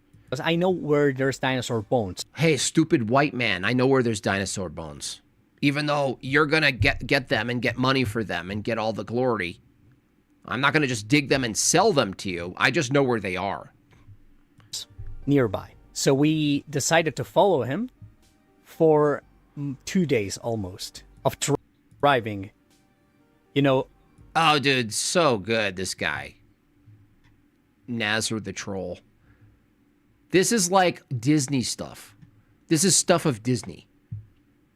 This is like written in one of these things, like one of these movies where it's like, here's the local and he's very mysterious, but he knows stuff. He's like a desert shaman level. He knows stuff about the desert. He knows secret spots. He's going to help you. Follow him on his dirt bike. Drive through the desert for 2 hours. He knows. He just knows it like the back of his, Let me guess. Who hooked you up with this guy? Could it be the French man? I don't know. Did the French guy who found the tooth with no evidence of the tooth, did he happen to give you the contact of this Abdul Nazar guy? I don't know. How did you get in contact with this guy? Oh, it's so easy. I should have been an investigator, honestly. I should have. So we found Abdul Nazar, and after he put down the barrels of plaster to help us out, he probably drove in a circle, yeah. I mean, still, look at this guy. How is that a real face, this guy on the right? How is that?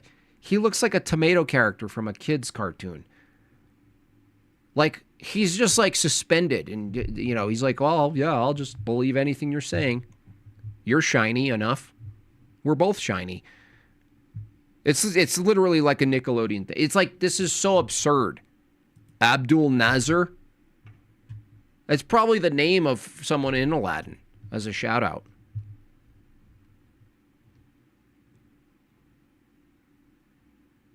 He just can't even stop smiling. Off-road. He led us on a motorbike, on a motorcycle. Dude. We were in the middle of nowhere. Dude, you guys are so stupid. This guy's actually not even in on it, I don't even think. This guy, I think we were talking before. I don't think this guy here on the left knows he probably saw some things where he's like, that doesn't make sense, but he just put it aside. He was like, this is too much. This is too much. I gotta run with this. This is my dream. I will suspend all of it just to make this real. In the sat image.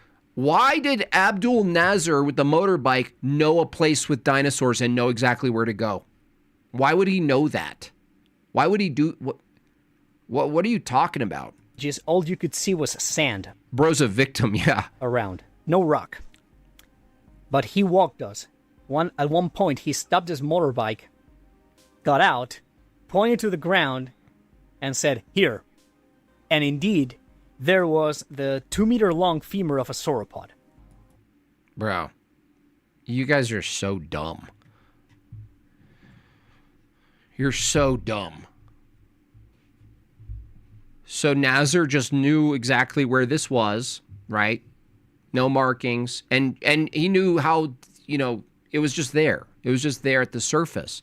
And he just gave it to you guys because he loves science so much.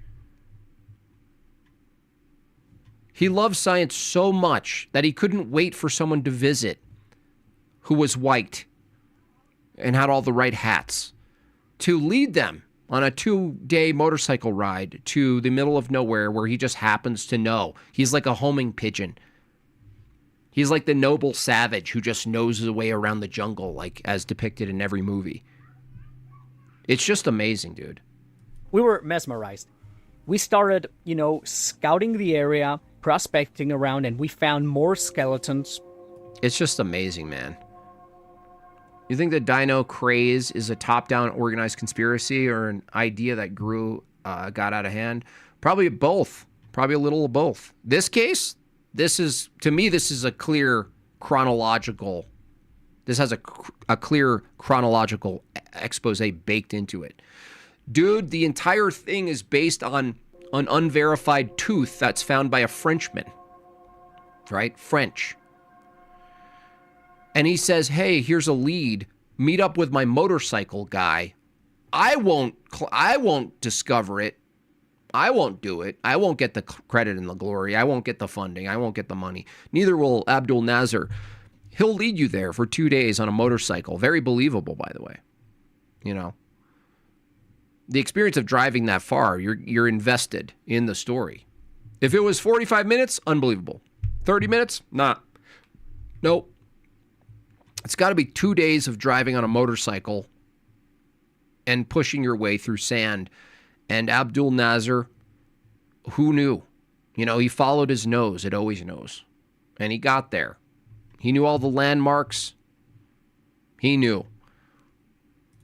Of sauropods, for the most part. We were in a very, very short time frame. We had to leave because we had a plane to catch. So we were leaving the next morning, first thing. And the very next morning, as we were leaving, I spotted...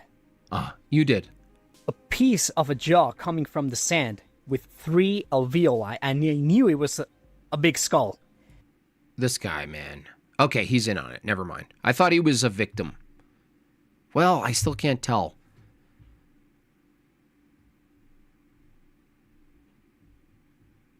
I can't tell if he's an absolute, verified, skillful liar, or he's so dumb that he's like, yeah, no, it's just a skull sticking out with everything else. It was literally a burial site of a multiplicity of rare dinosaurs that are found in a layer that they shouldn't exist in.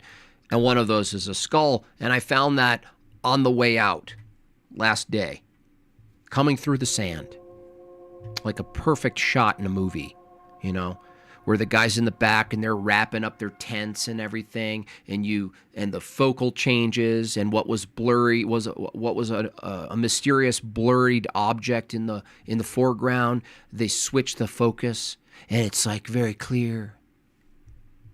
And Nasser points to it. Nasser's right. There's a skull poking out of the ground. Why would Abdul even know what it was or care? He could have shrugged. Yeah, what does he care? Why would he be invested for 2-hour drive? How did he know? Who hooked him up? How did he find a local that just happened to know? No, it is the Frenchman. It is the Frenchman. That's who put this all together. We didn't have any tools because we were packing. We were a little far away from camp, and Paul Serino and I started digging with our hands from the sand. One piece of bone, one tooth, another piece of bone, and we didn't know what it was. That's how we found it. You can see that it's... You didn't know what it was? That's how you found it? You just contradicted yourself. You said a thing was poking out of the ground, and you knew right away it was a skull. A lot of pieces. And one of the things of this fossil, the holotype in particular, is that it's got an iron concretion surrounding the fossil. So a lot of pieces are not very easy to interpret. We had to CT scan them and clean them of the... It's unbelievable. It's unbelievable.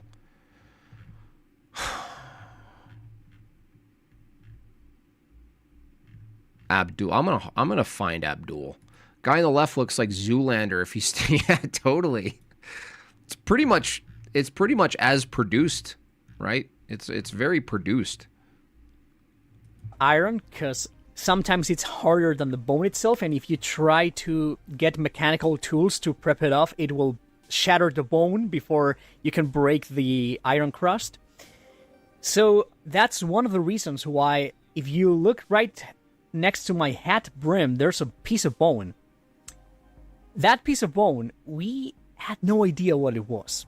You said it was sticking out and it was a jaw, you liar, you greasy liar. I want to see them in jail.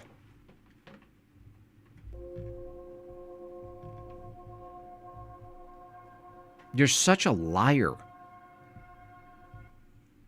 French guy for sure has an eye patch. Yeah, exactly. With a white suit, walks with a cane, with some sort of organic thing on the top of the cane, right?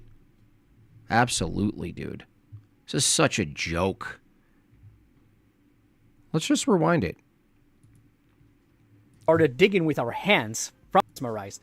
We started, scouting the area, prospecting around, and time frame we had to leave because we had a plane to catch. So we were leaving the next morning, first thing. And the very next morning, as we were leaving, I spotted a piece of a jaw coming from the sand with 3 alveoli, and I knew it was a big skull.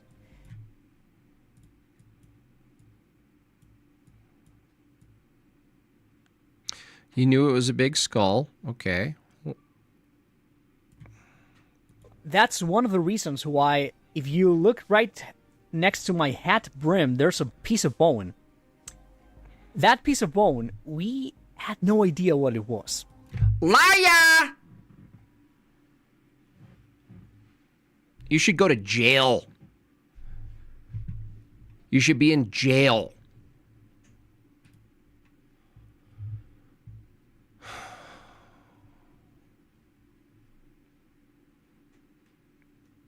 They can't even keep up with their own lies. Like, it's built on so many lies. And the dumb people they talk to, they don't ask questions. The smiley guy who had the chemical face peel literally that day, he's still smiling like this at the camera. We thought it might have been the ankle. It might have been the ankle? I'm sorry, you just said you knew it was the jaw sticking up in the distance. Of a smaller theropod, and that's what we put in the bag. So we were very... This guy, I hate this guy. I don't forgive him. I don't forgive that guy.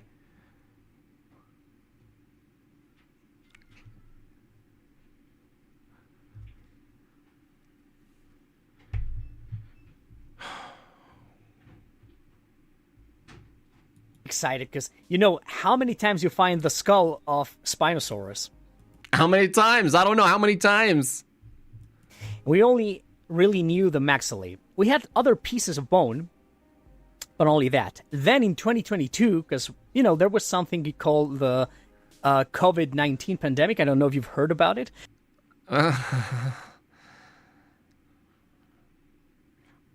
For some reason, that just enrages me the way he just said that. For some reason, I don't know why, out of all of this, out of all of the deception and the lies and the inconsistencies and the sketchy susness of this guy and everything he does, I don't know why him just saying that gets me. But that halted field work for 3 years. We couldn't go back. So we returned to the exact same point to find the tip of the snout, the premaxilla, and part of the right maxilla, which we were missing, and we could put the whole thing together finally. It was one of the most exciting times of my career, I can tell you that. And we were actually having a conversation with our guards, our Nigerian guards. As I was talking to them, I saw the... Yeah, and then what happened? I always wonder about the legality of these activities. Do these guys just trespass? Well, they have guards. It's all scam. It's people who just, it's almost like, think of it like international waters, but for sand. Now, I don't know if that's the distinction, but I'm saying the capabilities of what you can do in a region that's so desolate that you can't really control it. Like, if you just go out there with a couple people and some guards or, and you have the narrative behind you, you could pretty much make anything happen if you think about it. You could make a load of things happen. It's all sketchy, though, the whole thing. I almost want to rewind. I want to know the French guy. I want to look into that guy because he probably has some videos where he's saying some silly stuff, too. How do we account for the fossils that make the dinosaurs whole? Bones, teeth, they make them. No, they make them. Dyerhead. They actually cast them with casting material. They cast them. That's how they do it. That's actually how they do it. Thank you, Suzanne, so much. Oh, we one short of the goal. All right, well, can't win them all. Thank you, Abdul Nazar. Thank you, Abdul Nazar. This next goal is in honor of Abdul Nazar. Abdul Nazar. Good job, Nazaroni. Oh, that doesn't work. Yay. Yeah. Tat. There we go. Okay. I need to know the French guy's name. This thing on the ground, and I'm like, excuse me a second, and I got down to my knees. Because right now what you see, essentially, is just a piece of bone. With what you see, which is very dark brown. Those are the iron concretions. And to me, just like this, it looked like a Spinosaurus snout. But I had to be sure, so I put my face literally on the ground to look for teeth alveoli, and I'm like, jackpot, it is. And that part was not filmed. But I was... This guy's such a snake, man. The grease pouring from his face. Oh, that part was not filmed. I have to say that part, of course, because I made it up.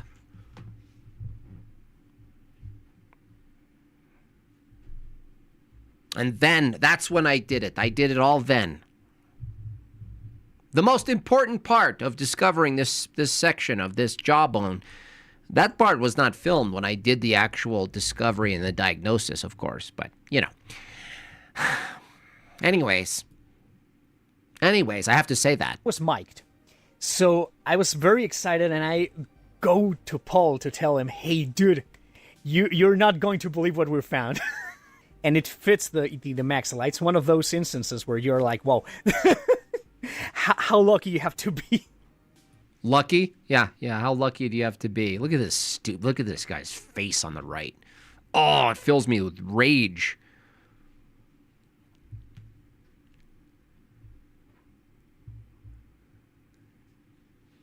I'm not a person. I have no soul inside me. I'm an innie. To find the rest of the skull 3 years later, and this time in place where you found the other pieces eroded. How lucky, because this was the very first morning after arriving. We had just gotten there, and we already found the missing tip of our snout. It was just completely mesmerizing. I was so excited, and this is the picture I'm taking. So to me, it's got a lot of sentimental value. I think I often have more luck than I deserve, and this is one of the instances where I was like, yeah, you should, do lottery or something like that. I don't know, go to a casino.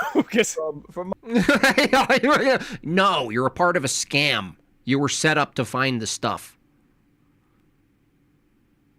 You're just too dumb and invested to know. My understanding of dinosaur paleontology, it's very rarely this that easy. Yes. And so, yeah, what we are seeing here to the right is the very tip of the snout. More to the left, you see the... Yeah, Abdul found it. Abdul gets no credit. Abdul actually said, I know where there are these dinosaur bones. He actually named them, right? This is such a scam, man. End of the pre-maxilla and almost the beginning of the maxilla, of the right maxilla. And a tooth. This, we found the very first day we arrived in 2019, before we found the holotype. We found a microsite with a lot of teeth, Carcharodontosaur teeth, and... Yeah, because of the Frenchman, right? And croc teeth. Oh, croc teeth? Are you saying there's a croc? Oh, you found a bone, a jawbone that kind of also is the shape of a crocodile, too? And Abelisaur teeth. And this beautiful tooth we found as well. That was our very first indicative that we had. There it is right there. You found a croc teeth. You found a crocodile tooth. Had Spinosaurus in the area, because we didn't know it until then. Scamosaurus. When we compare these teeth to the teeth we found in Morocco, they're undistinguishable, except for the type of preservation. In Morocco, they tend to have this orange hue to them. These are more on the, different minerals in the rocks they were preserved in. But, at the moment we could only say, yeah, it's a Spinosaur tooth, but we can't really tell anything else. it took us to find the skull to really see the differences between the species.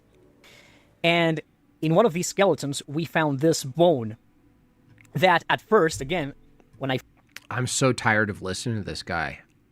I'm just so horrified. Okay, I just wish I knew the guy's... Here it is. Let me get this guy's name. French geologist, Faux. Because it's a very long story, it happened many years ago, but essentially it was found, like many things in paleontology, by sheer accident and luck. In 2019, we went following a lead. That lead was a French geologist, Faux. Faux? A French geologist, Faux? Okay, hold on. Okay. Let's just find this guy, because I want his take now. I want to match the stories.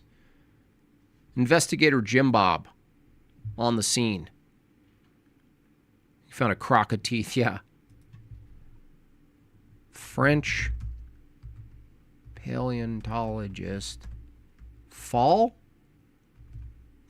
How would you spell fall for French? Fall? Someone help me. French paleontologist Fall? Is that even a French word? Someone help me. Who's French? Faux? Yeah, Faux. Yeah, Faux. French guy named Faux.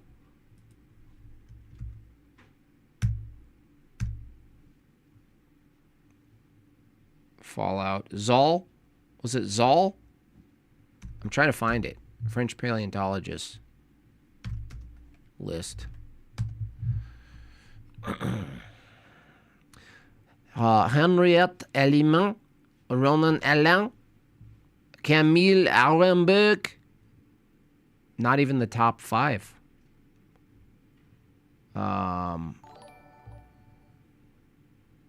Still not finding this guy. Someone help me. He said Falk? Falk?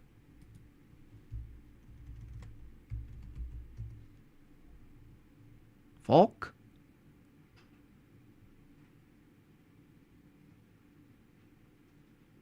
Fall? Carol Fall? Fall, maybe? Carol Fall. Is that who it is? Is it a boy? Is it a dude? Nope, that's a chick. Well, he didn't say he, right? Nope, that's 1989 she died. So, that's not it. Jean-Luc Picard, Glaive, what the folle, Bullfield dat, je ne sais pas, je ne sais quoi, tête, les poses, une pied, po, folot, po, wait, po, folot,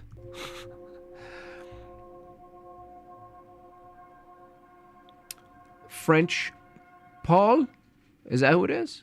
Maybe that's who it is. No, nope. Died in 1960. Dude, what? This guy? Who is he talking about? Let's do closed captioned. Faul, F-A-U-L. F-A-U-L. Make it a little short because it's a very long story. It happened many years ago. But essentially, it was found, like many things in paleontology, by sheer accident and luck. In 2019, we went following a lead. That lead was a French geologist, Faux. A geologist. I put in paleontologist, that's why. Okay, let's do this again. All right, French geologist. Just Fall. Fall, 1983. It began with a stone. No, that's Carol Fall. Henry Fall? Oh, is it Henri Fall? Who comes from? Could it be? Henrik Fall? Ulrich Fall? All right, that might be it. Let me see. Let's see. Ulrich Foll, French geologist Foll. Let's see what we got here, folks. Let's see what we got here. NPR yesterday, newly discovered dinosaur species was a fish eater with a huge horn. It's a fact now. Yep, right to NPR. Just in time for Spielberg's movie. Ferdinand Folk? Oh. Okay, Ferdinand Folk? Oh, fuck. Ferdinand. Okay.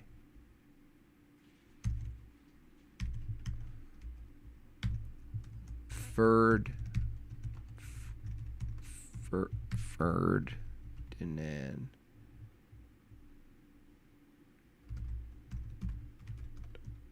Folk. Let's see. Let's do it. He's got to have some talks. There's no way he doesn't have a talk. He has to have a talk. He has to, dude, he has to give an account of this, right? I mean, he's the one who said it. He said, oh, look, I know I have a lead here. It's weird how these guys keep finding these things by luck, accident, or Abdul. I'm getting a sinking suspicion these guys are... Oh, yeah, dude. I think the whole thing is based on it. Ferdinand Folk. Mud fossil. What comes up as mud fossil, of course. See, that's bizarre to me. This is all bizarre to me. That the guy who gave you the tip has nothing to say about any of this. Right? Not even that guy has anything to say about it. To me, that's a bit of a... It's a bit strange.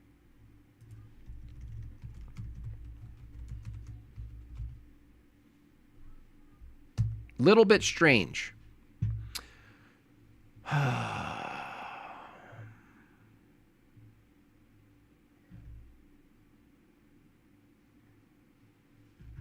Not a single damn thing from this guy. It's this French guy gave us a tip who found teeth, but he couldn't verify that he found teeth, but he did. The T-Rex changed into a chicken. I thought about this the other day. I was thinking about dinosaurs themselves, from their view, these massive creatures, huge variety of them. And they also had to evolve from not themselves, right? From something smaller, apparently, right? Has to be. And what are these things? What are the smaller ones? It's like, well, birds, distant relative of the dinosaurs, were the dinosaurs from their view birds to begin with, or? I found it. It's Hughes Far. Thank you, Eli. Hughes Far. Hughes Far. All right.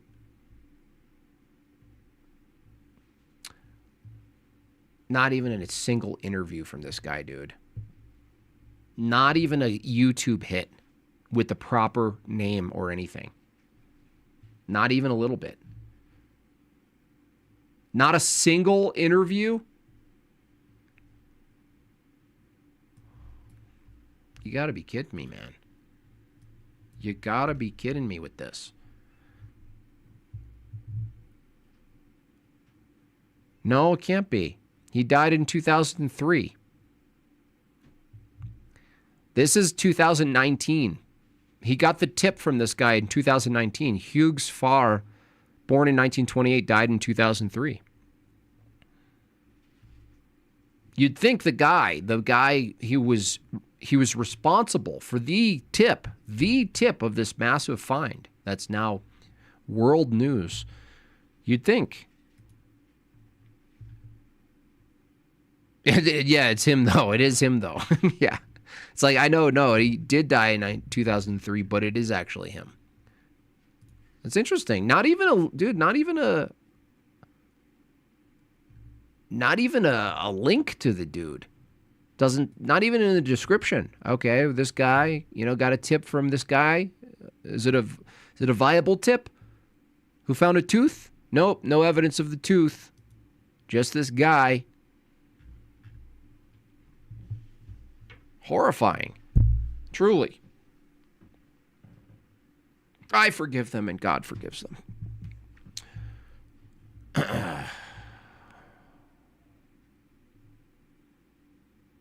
Didn't he say the tip just came from his writings? Yeah, he admitted there was no tooth found. There's no verified tooth. Nothing. Not a damn thing. He probably did die because I bet you he's dead. Or I bet you that's true. I bet Eli's right. I bet this tip comes from that long ago. Honestly. That's what it is. That's exactly what's going on.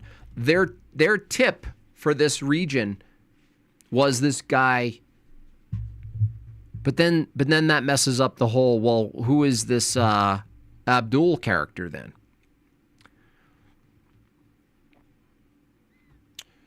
Hughes Farr pioneered the quaternary studies focusing on environmental changes in Africa's deserts. He mapped over 500,000 kilometers in eastern Niger. Okay, that sounds like the right guy then, right?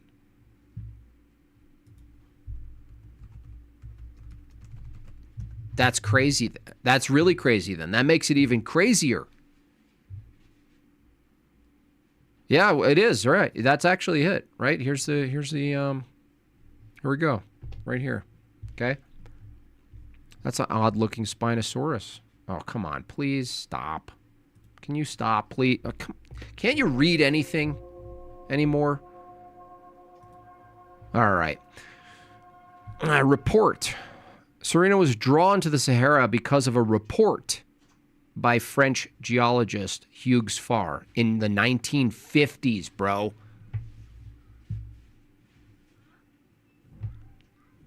The 1950s? Oh. Unbelievable. It's just amazing. How does this not get you guys pissed off? What if Paul, the French guy, Abdul, are all in the same guy to elaborate the collection of costumes? With an elaborate collection of costumes? That's the whole deal, dude. That's the entirety. That's the entirety of the whole entire thing. He found teeth. Nearby, the geologist Hughes Farr found another fossil. He found teeth, even though that's not verified. He found teeth. That's it. Am I saying he's lying? I'm saying they're all liars. I'm saying the whole entire thing is a scam.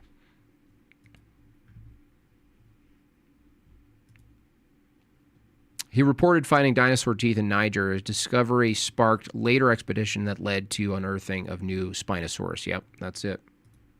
The entire thing is one guy with no claim, no verified claim of a tooth in the middle of nowhere, but Abdul knows. But Abdul knows. They are. It's literally like acting in a movie, the whole entire thing. Abdul has had his time. Yeah, Abdul's definitely should have been... Abdul should have been interviewed. The fact that they didn't further press on that, like if there's a story in journalism, if there's a story and there's a guy who's essential to the knowledge of this thing, you would interview the guy. You'd go, dude, tell me your story. How did you know that? How did you first find this? When did you first discover this place 2 days away in a motorcycle drive? How do you know? How did you know? Tell me. No, they just mystify it. They just go, oh, it's a local, like in all the movies. Like in all the movies, there's a local who's knowledgeable, who knows all the secrets. He gives you all the secrets, tells you what flowers not to pick, saves the kid from eating the flowers in the second part of the movie, slaps it out of their hand, says something in some gibberish language. Oh, he's the honorable, wise shaman Sherpa. He's in every movie. In every movie that there's an adventure movie, there is the wise, knowledgeable, quiet, mysterious Sherpa who knows better, who's really on your side. They just eat this up, dude. They just eat it right up. It's wild times in Niger. Anyway, well, I'm glad we covered that. Beautiful. Thanks. Shout out EBT. I had nothing. I really had nothing for today, so I'm glad that came up. Unbelievable. The Temple of Gooning. Yeah. The French guy gave a tip. Yeah. It was a French guy in 1950. He gave a tip. He didn't give us a tip. He just claimed something. And now we ran off it from the 1950s, you know? Nothing verifiable, but you know, it's enough for the public, the dumb public who wants to go. They can't wait, right? People's behavior is so predictable that this is unveiled to the public. Everyone's like, oh, I heard of that. And just because they heard of it, they're like, well, I guess I'll watch the Spielberg movie. It makes perfect sense. New Spielberg. Hey. Movie. Dinosaurs. You know what someone should do? They should take the new Spielberg official trailer here. Just came out on Netflix. They should take this trailer and have a voiceover of McFly. What's his name? Crispin Glover. His letter to Hollywood. They should do that over the dinosaurs. Not so bright comment section doesn't understand what an ad hom is. Yeah, they're all silly pants. They should, you know, she shouldn't be able to talk. I'm totally against free speech, by the way. Just so you know, I'm against free speech. Okay, so they find this thing based on a tip from a Frenchman in 1950. He didn't verify finding anything. They just went off of him just making the claim. They meet a guy named Abdul, who's a sand Sherpa, who happens to have a motorcycle and knows an exact spot where there's valuable dinosaur bones that he could otherwise make money from if he just gathered one at a time or whatever, right? He drives 2 days with a motorbike, leads these people out to their own victory, right? For no reason. He's just the loyal, good-natured sand Sherpa. All the while, the same week, the Dinosaurs official trailer is released.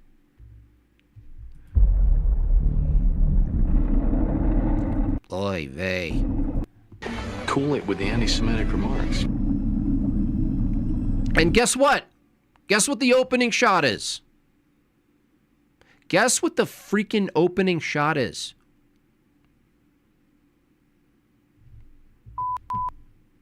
I don't know. Does that look like a giant crocodile-y looking animal that eats big fish? Oy vey.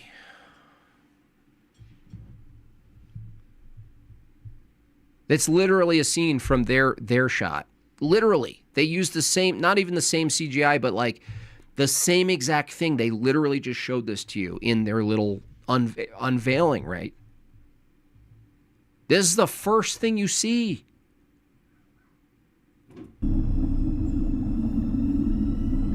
It's in your head. It's already in your head. Oh, just like the one they just found. It's makes it all so real. It's a basic GAR. Yeah, it's a basic GAR. Those things are gnarly, by the way. Who puts the V in vey? This is the story. Dude, that's literally the dinosaur, bro. Look at the hook. That's literally the... It's not even like an idea. That's the thing. That's the one, right? That's the one right there. It's got the horn. That's the exact one they just talked about. They got Morgan Freeman on board for this, of course. They don't care, dude. They're shameless. You're just, you're just a bunch of gerbils. Consuming. As long as it makes sense. Give it to me. Let me eat it. Oh, it's so depressing. Oh, yeah, no, what's the big deal? I mean, yeah, the same week that this is released, this unveiling of this very particular thing, it just goes hand in hand. I mean, why not? I mean, what do you mean? What's the problem, Jim Bob? I mean, why?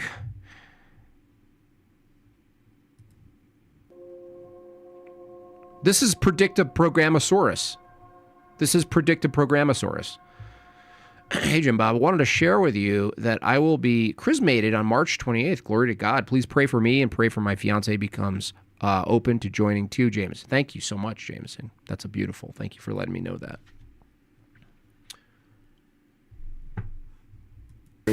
Of the dinosaurs. The dinosaurs, motherfucker. Like you've never seen it before. Like you've never seen him before. Screw you, Morgan Freeman. Such a dino shill. Terrible, Morgan Freeman. Terrible person you are. Like you never seen them before. Long before our time. Steven Spielberg called me to do the voiceover. He said, "Listen, ape man." I gave a little bit of a jiggle. They ruled a lost world.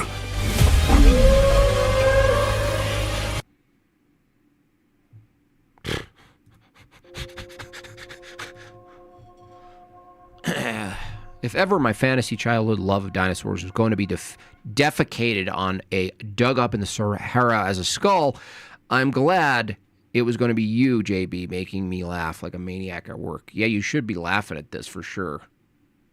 I'm crying kind of inside a little bit. Damn, son. That's a big, scary dinosaur.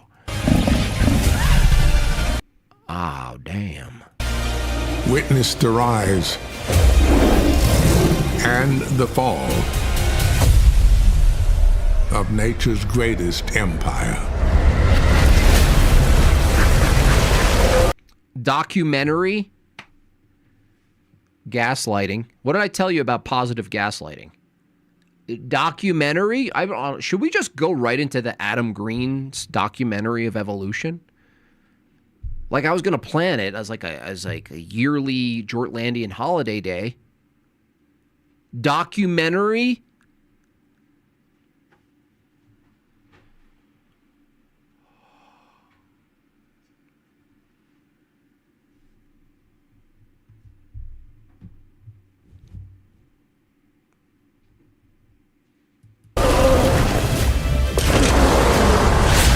From the giants that shook the ground to Shaquille O'Neal to the hunters who ruled the skies. The sad part is Morgan Freeman doesn't even know he's doing this. He's got his voice on a website, and you could pay a license for his voice. He just saw a check, and he was like, "Damn, I guess they're making another Penguin movie." Guess they're just making another Penguin. One more, 1 minute. Raw. Hear me roar. That's right. That's right, motherfucker.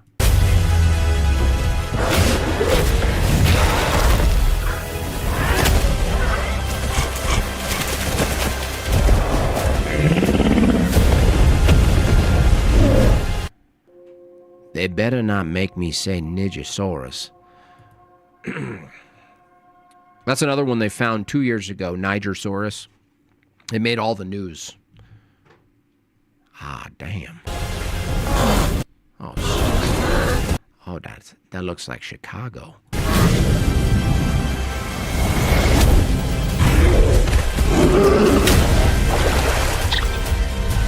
Discover the secrets of the dinosaurs.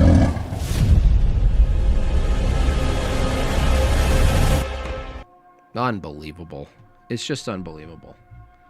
You should watch The Party Evolution with Duchovny. Nice. Watch Party Evolution. Oh, what is it a movie? I'll take a look at that. That would be funny. They literally tell you that they tell you it's a documentary. It's horrifying. We was dinosaurs. Mm-hmm.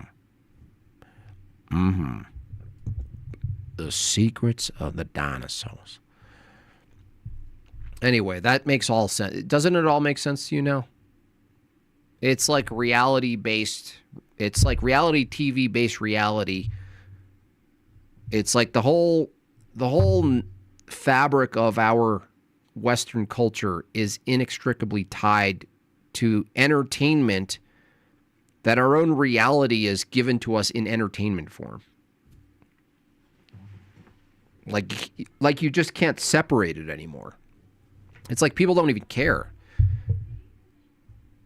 It's just like okay, yeah, that's how it is now. It's like the thing that's supposed to be the news goes completely with the thing that's not the news, that's supposed to be not the news.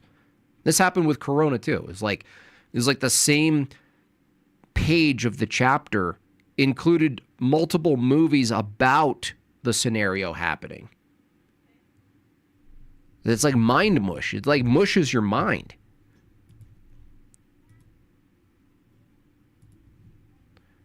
It's just wild, though. It's just wild how literal they go with it, though. Like, the actual thing that they are claiming that they found that was a massive big deal, right, is literally the thing, the opener of the first thing you see for the ad is that thing.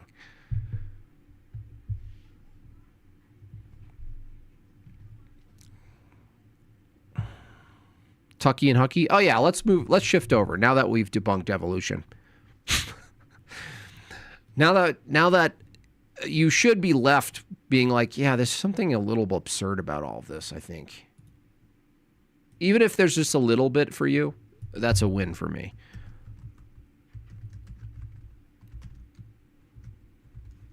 The Huckabee thing is pathetic. These people are so pathetic. Their theology is such... It's just such trash.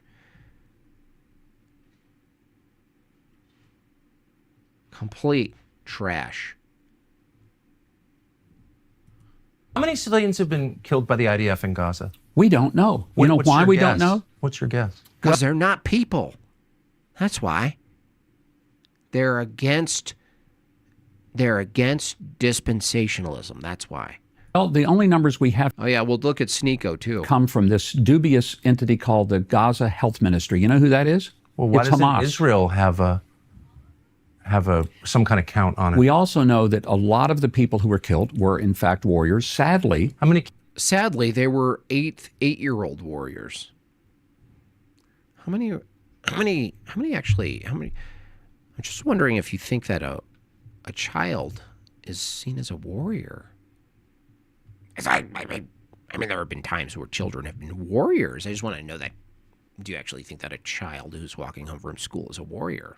It's a decent question. Kids were killed. We don't know. What's your guess?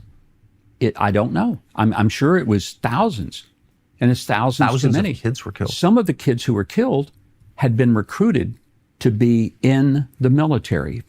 Kids as young as 14 years old. Kids. Do you hear yourself? I wonder. Do you actually listen to the words coming out of your mouth, you absolute psychopath? Just said that there were kids as young as 14 that were recruited to be Hamas soldiers who were given arms. How do you feel about the kids being killed? I think it's horrible. Oh. You know what I also think is horrible? I think it's horrible that 1,200 people were slaughtered by people across the border, and 252 people were taken hostage. 48 of the 1,200 were... And Tucky, the thing is, it's like between people who are being slaughtered, we have to look at what their bloodline is to determine which one's better and which one's worse. I'm sure you'd agree. I'm sure you're Americans. Agree more. And then when Are all lives equal? When Hamas could have ended this on October the 8th and given all the hostages up, they didn't. Gaslight them. Leaving no choice. You're never going No choice but to murder a lot of children. I mean, it's pretty simple, Tucky. to get me to defend Hamas. I hope I'm not pro-Hamas. I hope totally not. opposed to slaughtering innocents, Yeah. whether Hamas does it or whether the government of Israel does it in much larger numbers. And the reason I'm opposed to it is because I'm a Christian and I believe that all souls are created by God. I do not disagree with that wholeheartedly. But I said, how many children have been war's killed? a horrible thing, period. Oh, Tucky. Yeah, these people are on there. The good news is that this entire structure, not that it's going to be easy to take down, the whole sort of like weird incestual U.S.-Israel relationship. It's not, I wouldn't even say it's incestual. I said on a previous video, it's like a really dysfunctional relationship with a feminist chick who does nothing, who freaks out all the time, and a very tolerable man. The man is the U.S. He has got the muscle. He's got the infrastructure. He's got the support. And she's just this wild chick who just does what she wants, honey. Oh, you don't want to shut me down. I can't even watch it, honestly. But what I can watch is Sneeko performatively singing the Quran.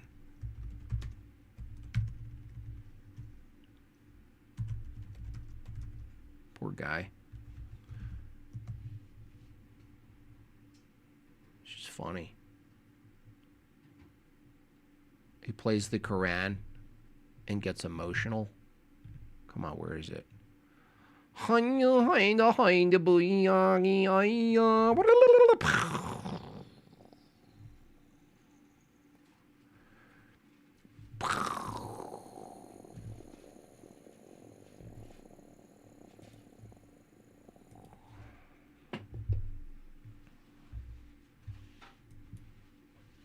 Bismillahir Rahmanir Rahim. Gay. Alhamdulillahi Rabbil Alameen. Where's your vest? Ar-Rahmanir Rahim. Maliki Yawmiddin. Iyaka na'budu wa iyaka nasta'in. Itina siratal mustaqim. Siratal ladina an'amta alayhim. Khayrul maghdubi alayhim waladdallin. That's that right there, that part. I'm looking for Stream Deck asset, so I think that part's the asset right there. That one right there is a... That one right. That one right there. That's the gold nugget right there. That's the Spinosaurus. That's the Spinosaurus I wanted to find. Bro, why do you have a vanity?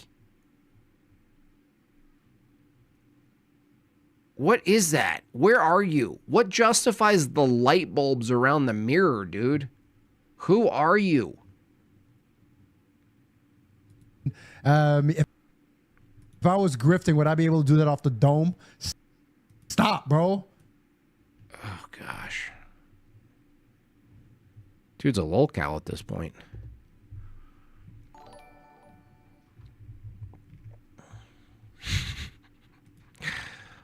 Oh, boy.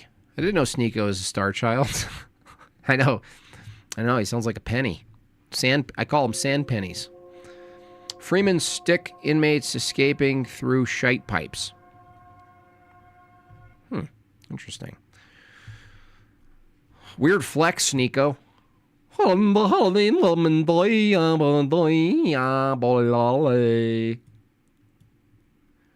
Okay, buddy. Okay, little buddy. All right, little buddy buckaroony. Little buddy broody buckaroony.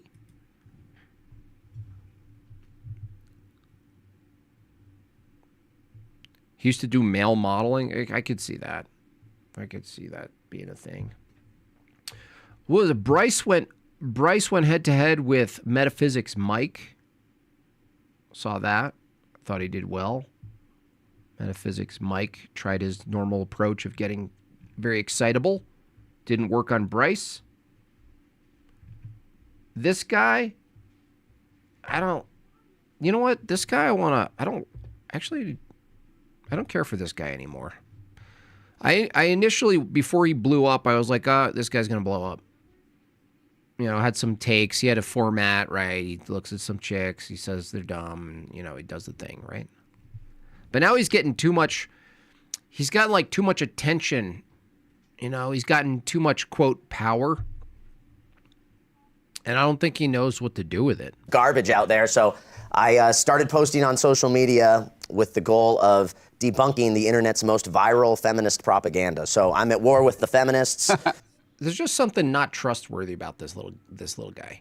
But I've also leaned into racism as well. I say things that are racist. Right on. And that gets a lot of And attention. are the feminists warring back? Are they after you for that? Everyone's after me. Everyone wants to kill me, yeah. Amazing. I get death threats all the time. So what's important to you? Great. Ooh, never thought about that. Nice one, Jesse Lee Peterson. You know, it's important to ask these questions to these people because, you know, I'm not opposed to being very loud about the things you don't want, right?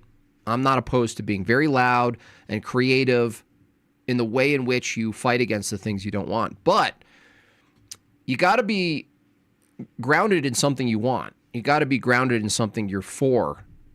And this is, I think Jesse Lee Peterson, he might fool you sometimes with his theology.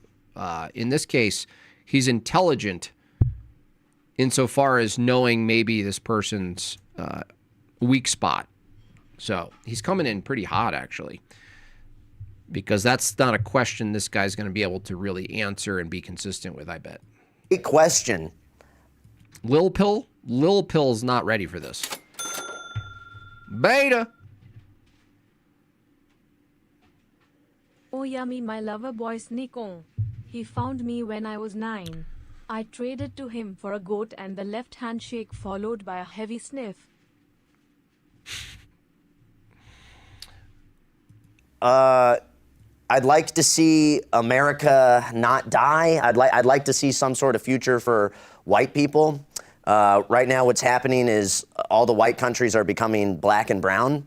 Pretty soon, Jesse breaches the mind like an FBI agent. It's true. And there's going to be no white countries left.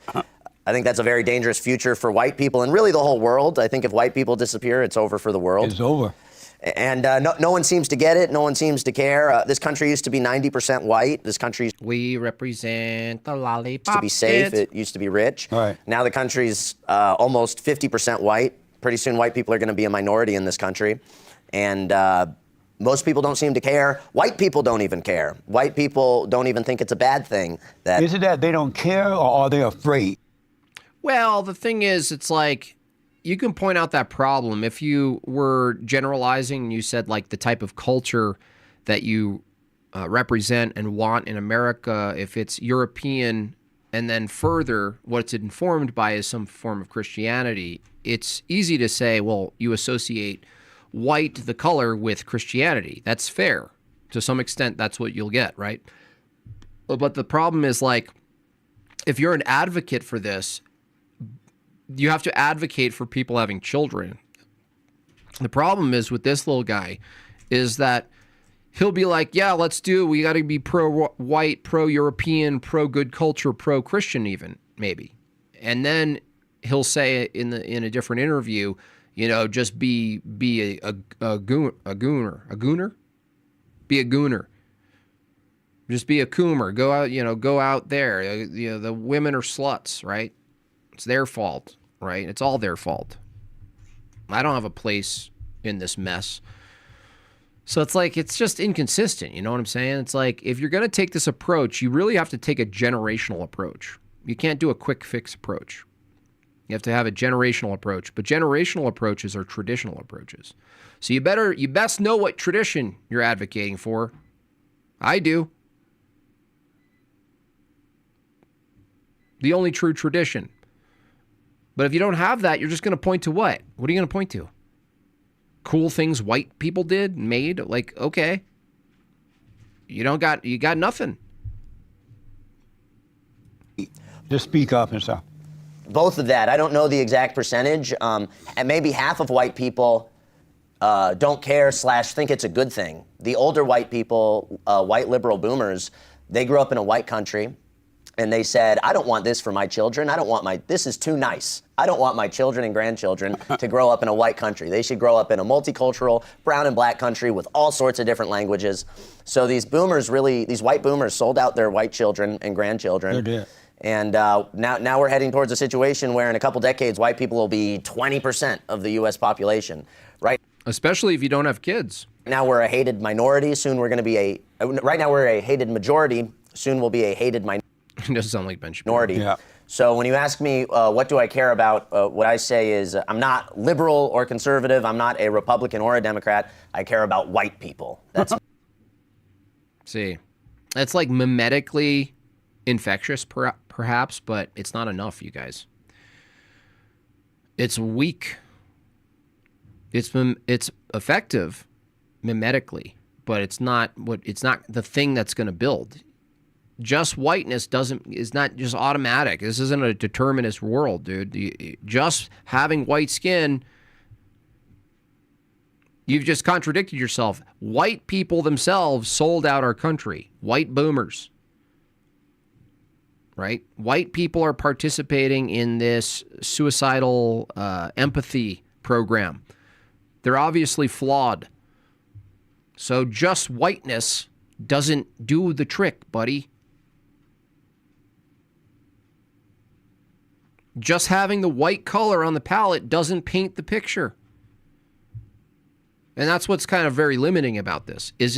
Could you try to argue for it if you did the associative analysis to say, general cultures I like there's white people like Poland or something, and they're able to maintain tradition, and you can't separate it, right? You can't separate the people, what they look like, how they talk, from the culture and the traditions that you're saying, this is good. This is a good culture. I want that one. I understand that, but the problem is just the one trait, whiteness, doesn't paint the picture, dude. Bob Ross didn't just load up the palette with whiteness. It didn't make the picture. You got to make the picture. My main concern. And I love everybody. I have black friends even. You have a black friend? Yeah, I have a black neighbor. Oh, yeah. And he's great. He pays his own rent. He's not on Section 8 housing vouchers. I need to make you look sharp. But he's speaking the unadulterated truth. No, he's not. The unadulterated truth is Christianity, Orthodox Christianity. So no, he's not. He's not. He's saying descriptive things, which are red pill. So to the extent red pill's right in their descriptions, that's the level he's right. But he doesn't have an answer. So no, he's not saying the unadulterated truth, because he's ultimately, when pressed, is probably going to push some sort of American liberty-based structure where it's like liberty first, right? So no, you're wrong there. He's not. Don't simp for this guy, dude. What are you doing? What are you doing simping for the little lollipop guy? What are you doing? You dress like they... We get it. You hit a lot of hearts on his post. We get it. He's really speaking your language, right? He's really speaking your language, isn't he? Well, no, this isn't going to win back America, dude. Yeah, when America was America. Thank you. Yeah, people used to dress better. So how did you hold on to this? You're millennium, right? I'm 30s. Just a little finger pointer. So I'm like a young millennial or an older Gen Z. I'm right in the middle. Look, dude, curate guy. Do you know this guy's take, what he said recently about like advocating for men like you who listen to him to go out and just have unbridled sex with women? Did you get that part? Did you get that part? Oh, he's speaking the truth. No, he's not. So how did you end up holding on to the way to dress? I'm normally just dressed like this when I'm going to be on film. Right on. When I'm walking around outside, I'm dressed with jeans and a shirt. Absolutely. But kids' jeans. But if you're going to be on camera and you have a message to get out, people are more likely to listen to you if you're dressed sharp. Absolutely. So that's why I wear this if I know I'm going to be on camera. And so you're not a Republican or a Democrat? That's what I say, yeah. I'm very much not liberal. I used to call myself conservative, but I talk to conservatives and Republicans, and I tell them white people are disappearing. We're going to lose our country. Then attack that message, not the pro-white stuff. Well, no, I attack the pro-white stuff too because it's not enough, dude. That's the message. The message is tied to that being not enough, dude. That's the same message, dude. What are you talking about? Would you like a collection of white people from Portland? Do you think a collection of white people from Portland solves your problem? They're white. They're white. They're from Portland. They're in Seattle. They're in San Francisco. They're in Los Angeles. You want to get those white people? You want them in your neighborhoods? No. What are you talking about? People coping in the chat. I press their little white button. They get all intense.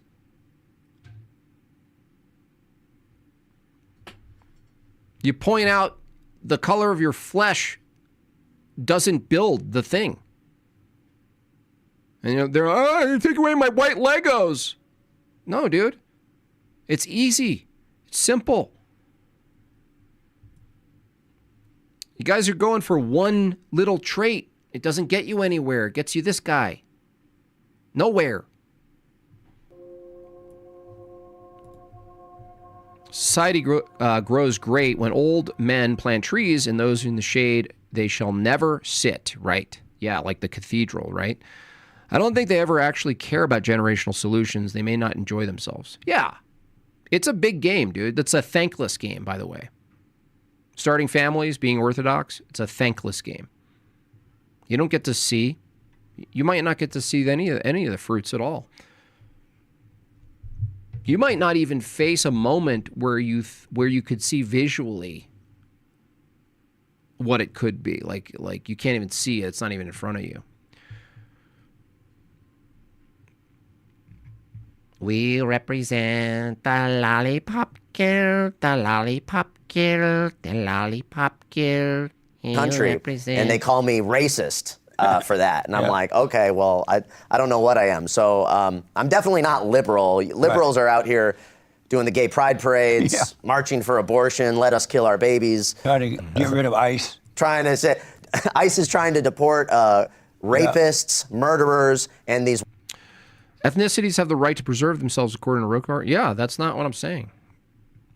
I'm saying you still need the paradigm of orthodoxy to even defend types of people living as unique types of people.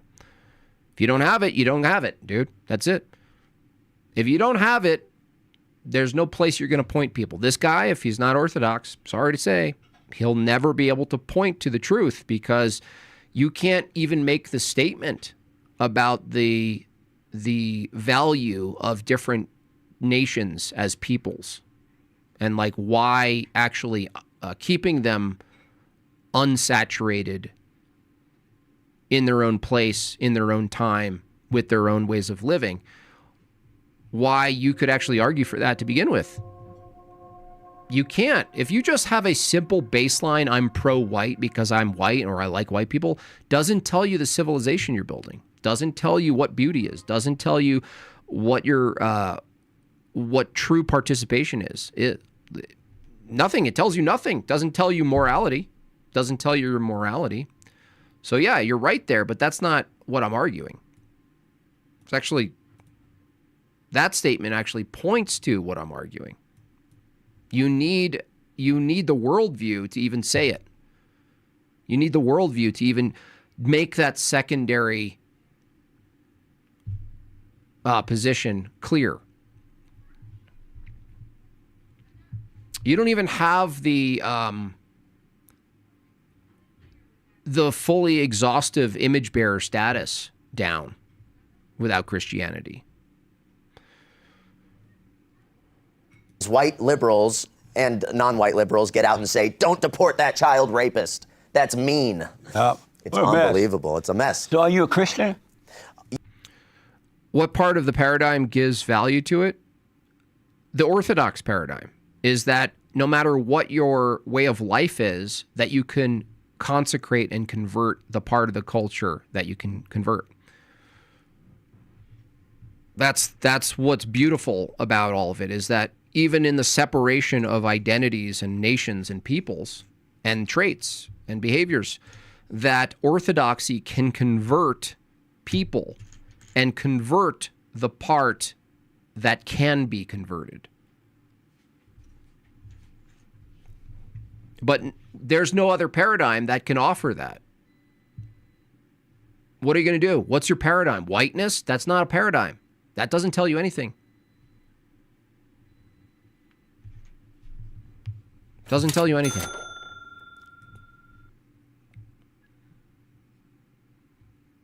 Saying he's speaking truth about this issue, as if it is an absolute, is like trying to cure skin cancer with a band-aid.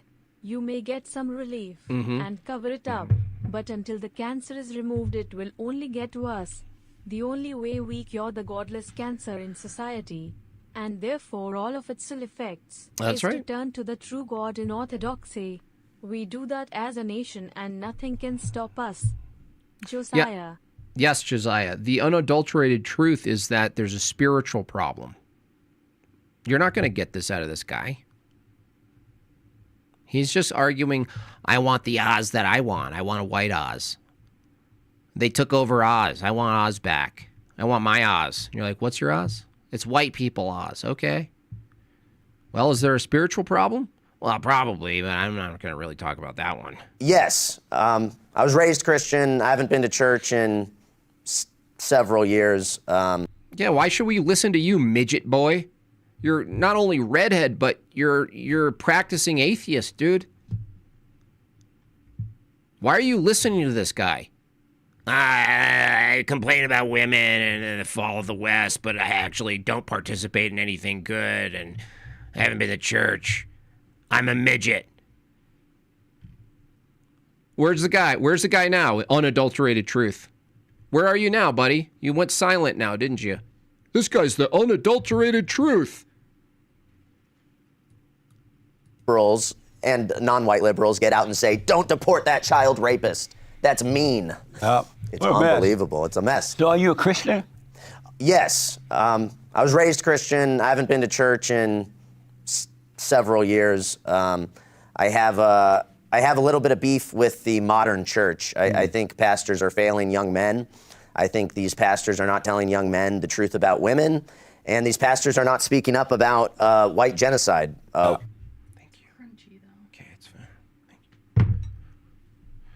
It's my first Lent lunch.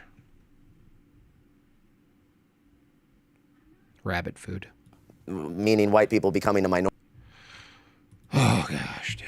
It's rough. Game caller. Jim Bob, I think there's an interesting question posed by multiple people in the chat that you should answer. What would you rather have your kid marry a black Orthodox person or a white evangelical? Well, if whiteness was probably, a solution, we never would have had a problem because we already were majority white, and that didn't prevent what we are looking at. I think these people are really talking about the JQ and may not even realize their arguments refute themselves. Thank you, Vagine. It depends. You can't just say a black Orthodox person. That's not how I would rate that. Because if there was a black or Orthodox person, but their family wasn't Orthodox, and they came from the hood, they came from a shitty place, and they were marrying to that, I would say that's not a good idea. That you don't look at orthodoxy through the lens of individuals purely. You have to assess it holistically. So there could be a scenario where an evangelical person came from a family and it was likely that they could all convert. Maybe the marriage itself would catalyze the conversion. If I knew that were true, I'd choose the latter. But it's not that simple. It's selling a question as if there's only two variables in place, which is just color and and what, quote, church you're a part of. I think it's a much deeper question than that. It's a familial question. It's a question about the structure itself, not the component of the structure. This is the problem. Even the question, game caller, not that you're just kind of making sure I answer it, but the question itself reveals how atomized we really are in the West. Even the framing of the question is from a perspective of pure atomization. The whole thing is like, well, that's an item. A person is an item. Is that a good thing? And you're like, no. From the Orthodox lens, there is no just neutral, itemized person. They're connected to a fabric of things. Everything comes down from God Almighty, so everything comes back to God Almighty. Without that, you're just fighting windmills. You're fighting temporality, basically. That's what all of this is that I'm ultimately critiquing, is fighting temporality, but not giving eternality. You're not selling eternality to people. You're just going, well, I'm going to critique this from the temporal position, and therefore my answers are going to be temporal. And his criticism of Christianity is pastors, right? So, he can't help his own ignorance, this little guy. But the thing is, the fact he's looking at modern Christianity based on what pastors are doing, as if there were pastors who were doing the right thing, they'd be part of the truth, is already flawed. Like, he's not getting the distinction at all, but he's not in that world, though. You got to pull him into the world. Minority. No pastor will touch this subject. I know. They're scared. They're scared of getting called racist. Yeah. What is God to you? What does God mean to you? I think I do believe Jesus is God. I believe the story that he was crucified and rose 3 days later. So I think that I don't know exactly how it works, but I do think that Jesus rose from the dead. And God created everything, and I don't know. Good. What is God to me? My father, in a sense, if he created everything. So I'm not really sure. He's the designer. I do think God is good, and I think God loves us. Oh, you do? And why do you believe that Jesus is God?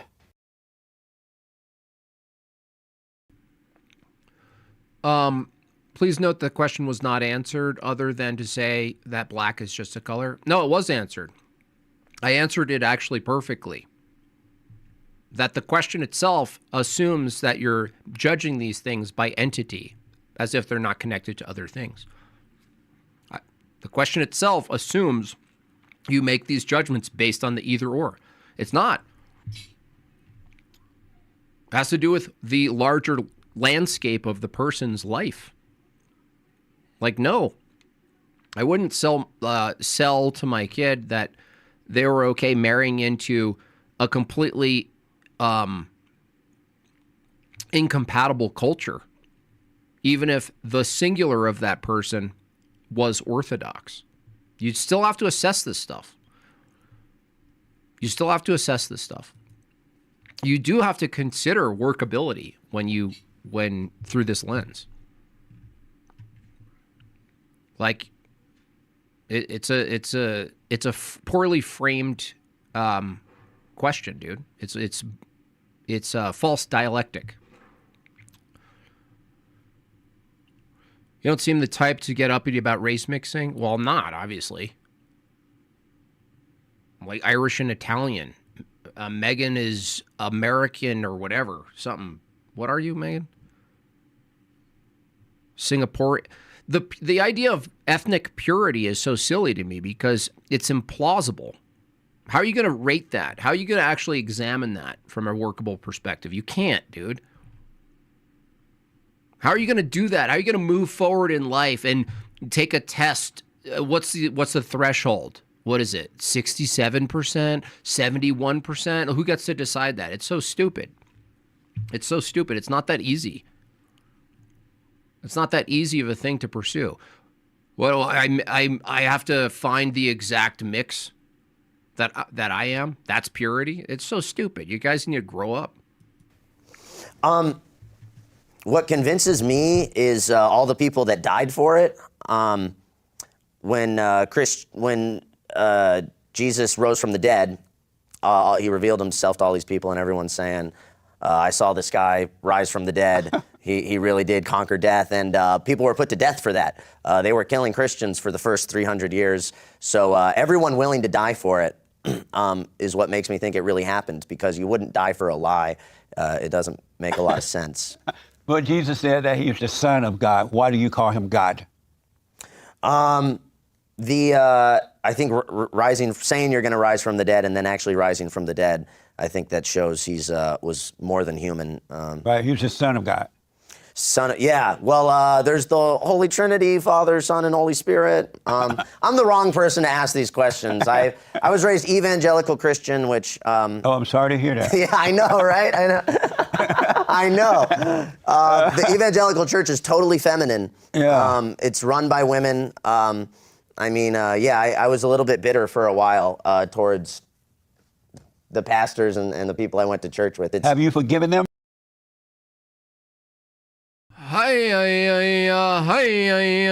Where's my land? Where's our land? What are we doing? Get that land, yo. Sign up, lady. Look into it today, okay? I want Jortlandian to be a reservation. Are you kidding me? Let's get on it. Come on. Let's do this. Yes, I have. Oh, good. Yeah. Yeah, they can't help it. Yeah. Yeah, it's interesting what you say about free will. Yeah. You say free will doesn't exist. Huh? Right. Do you believe you have a free will? I tend to, was a Calvinist for a while. Who? A Calvinist is I don't know him. It's a branch of Christianity where they don't believe in free will. They believe in predestination. Oh, that's a religion? It's a branch of Protestantism, yeah. Oh, I'm not familiar with them. So do you believe you have a free will? Where is Calvin located? Calvin? Calvinist? He's dead now, yeah. Calvinist is a religion, right? Is it in the United States? Yeah, it's all over the place. Lots of Protestants would probably fall under the category of Calvinist. Oh, okay. And Calvinists believe in predestination. And do you believe that you have a free will? I tend to agree with you that free will doesn't exist. It's very controversial amongst Christians to say that. I tend to think, I tend to believe in predestination as opposed to free. Fuck this guy. He's saying true things. Where's the true guy right now? Where is he? Where are you, you little maggot? Yeah, but Jim Bob, it's like he's saying unadulterated truth right now. Where are you? Where are you? Seriously, where are you? Where'd you go, buddy? What was your name again? I want to find you right now. This is what's so funny when people get mouthy in the chat. They start defending their little goblin people. And you just wait. You just wait and listen. You know? Just wait. Where is he? Where'd you go, guy? Where'd you go? You had like a little emblem. I don't know. You had a little emblem.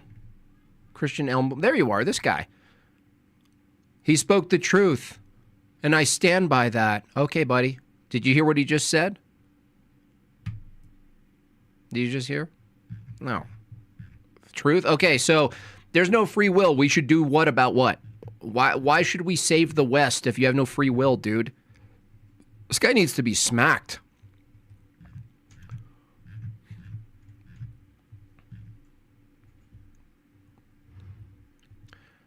We got to save the West? What? You just said you dress in a suit so that people will listen to you.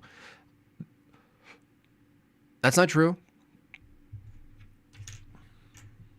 It's unbelievable, man.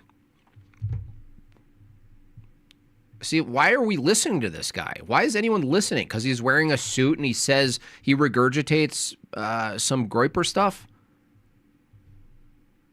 He's like a dingleberry in the tidy whities of Nick Fuentes. Free will. What does predestination mean? I'm black and slow, so that's why I'm asking. Predestination meaning it's kind of all written already. God knows who's going to heaven and who's going to hell before any of us are ever born. Yeah, I agree. God knows what you're going to do. Absolutely. That's amazing. Yeah. Amazing. It takes the pressure off of performance if you think that this was all predestined, this was out of my control anyways. It's kind of a relief in a way. It really is out of our control. We have nothing to do with it. How do you know that? I can see it. Okay. We have nothing to do with it. Isn't that amazing? Yeah. Do you create your own thoughts? I don't think so. And why do you don't think so? I feel like my thoughts kind of attack me, and I gotta dodge them or kind of just, I don't know. My thought, it can be a task to get your thoughts under control, or, your thoughts. You have no will to get your thoughts under control, you dummy. You little lollipop guild. I don't even want to listen to this guy anymore.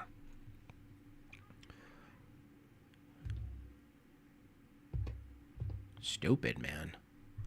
Stuff is dumb. Yeah, why get someone out of playing video games all day? Why get it? Why do anything? Why be called into action? Why participate in the sacraments? Why go to church? Why not go to church? Why not do this? Why not do that? It's like, why save the West? What are we talking about here, dude? Little goblin. Like, we're popularizing some horrible people, man. It's like, what is going on? Like, the right wing, they're passing that guy around. The right wing is passing clavicular around. You guys are going to save the West? Get a grip, man. You guys are lunatics, man. You might as well go find a dinosaur. The dude got smacked by a bagel and ran to his daddy, I know. That was the beginning of the end, wasn't it? It sure was. Why are you ragging on this guy? He's got more followers than you. Whatever, man. Thoughts on the black pill? Sometimes it's a necessary thing to see the black pill, but only if you have the white pill. But that's not to say sell the black pill to people for function, right? Some people come to God by seeing real evil. It doesn't follow that you should promote or show people evil, because it could be the case that they acknowledge the good. The same thing with the black pill. Black pill's easy.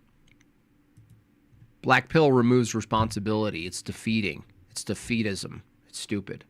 But, I go through it, once a week. So I just know what it is. I see a red pill and I want it painted black.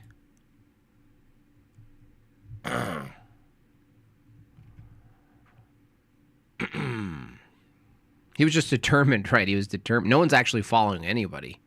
No one's following anybody. It's just matter in motion, bucko. That's what they're saying. Anywho.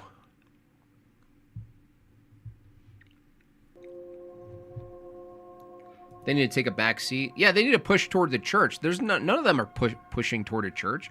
This guy's not pushing toward a church. Nick Fuentes isn't really. He's indirectly Catholic. And so indirectly, someone might go in his direction, but it's not explicit. The core of his message isn't like bound richly into his tradition. It's just kind of peripherally bound to his tradition. You know what I mean? It's like, this is a generational problem, and you can't solve a generational problem without the true tradition. It's all encompassing. There's a utility aspect to it, functional aspect to it. There is a cultural aspect to it. There's a spiritual aspect to it. There's an identity to have and preserve. Sure, yeah, but none of these things are solved. None of these people who are the loudest, apparently, because orthodoxy is too narrow for a lot of people. It can't be the answer. It's too narrow. I can't even live that life. How am I supposed to do that? No, can't we just do this other stuff? They don't want to hear about it. It's too bigoted. It's too narrow. It's too much of an authority. I don't want that. It's stupid, man. It's like the men.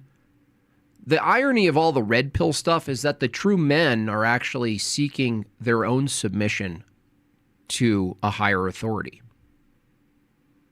And it's ironic because the so-called based men are the image of the patriarchy, the authority, and they want the women to submit to them, right? Oh, why can't you women just understand to submit, right? It's a submission thing. And the women are going, wait, what are you submitting to? The heck are you submitting to? Nothing. To the gym, to my diet, to being based, to having nice straight teeth and muscles. All right, well, that's not a good enough reason. So you don't want to submit. None of these guys, none of the red pillars actually want to examine the problem of their own lack of submission because they don't have a purpose. Why find, look, why find a high, quote, value man? This whole language, oh, high value man, high value women. It's all materialistic. That's the attributes. You turn the card over of the baseball card of a high value man. Attributes are money, cars, stability, muscles, they're affirmative, right? They take the lead, all these things, right? Like on a baseball card. And yet they're not connected to anything. The baseball card is not in the pack of the church. It's not a church pack. It's a singular pack. And then for what? What's the purpose? Literally, what's the purpose of a high-value man finding a high-value woman in a society if it's not that they reproduce or function within the larger lens of the church? Because some people can't reproduce. What is it? None of these people can answer this question. They can't answer this question. Yeah, the problem is we live in a feminized society. Yeah, we do. Low-value men. Yeah, that's right. That's right. You're right about that. So what do we do when you match up high-value men with high-value women? Oh, just keep that going for a while. You got a bigger hammer to hit your face with. Well, that's so stupid, man. So low tier. It's so short-sighted. It's so individualistic. It's feminist. It's feminism. Because feminism is a form of materialism anyway. Notice how in all the debates Andrew lines up with these people. When you ask them what's so good about it, do you notice that all of their answers are materialistic? Oh, you get more money and you get the GDP and you get your own car and you have your own agency and you're not dependent on any. Oh, okay. For what? Well, I mean, whatever. I'll just die that way. So should you have kids? Should you reproduce? Should high-value people reproduce? Is that a deontic position? No. Live out your life how you do you, bro. So stupid, man. Honestly, the highest value women are like 6s and 7s in society because they're the ones who are going to reproduce and make good children, be good mothers, be good wives, aren't caught up in materialism and vanity. They're going to make the best people. And all these red pillars and like whatever, soy maxers, whatever you call them, moggers, they're all like, oh, I got to find the hot woman, and the hot woman finds a hot man, and then hot woman, hot man come together and have sterile sex and then do it again. It's like Mouse Utopia, dude. It's crazy. It's cuckoo. Shout out to all 700 of you. So stupid, man.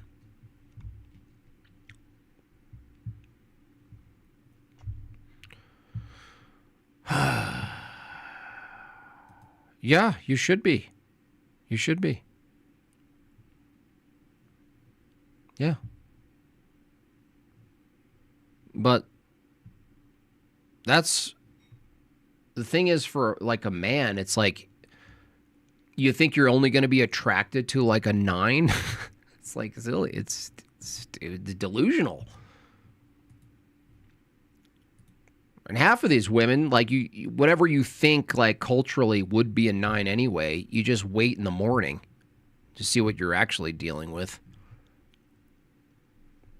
Yeah, that's a real 6'7" meme. The real 6'7" meme is that.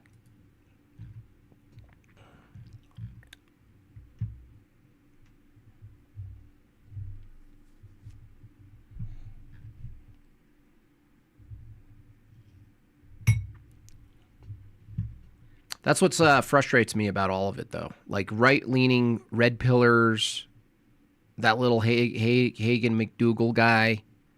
He's not leading people to anywhere good. He's not leading people to anything true. He's just pointing. Just pointing at stuff. Be mad at that. Be mad at this. I've had enough. When are we going to rise up? Rise up? Dude, you're going to need high heels to rise up, dude. You ain't rising up anywhere, bro.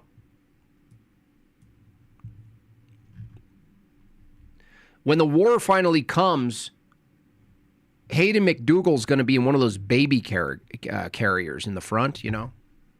What the dude, you know, like a dude wears on his front to go on a hike. He's going to be like, yeah, get him. Go, yeah. I should draw him being worn by Nick Fuentes.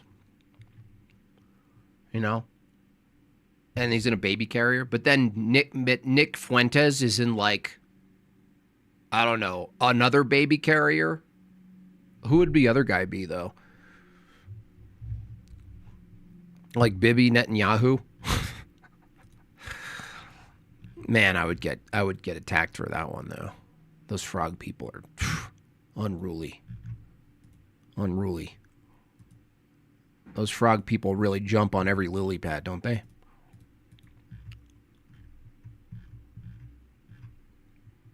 Yeah, he's on Clav. Yeah.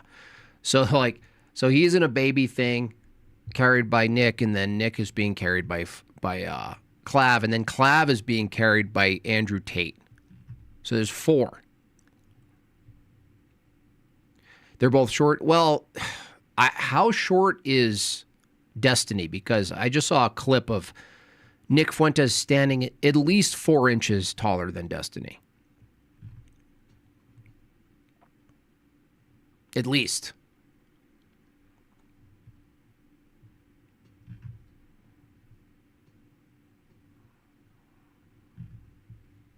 For sure.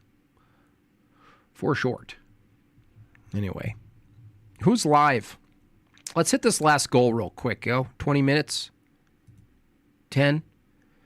Let's do it 10 and 20.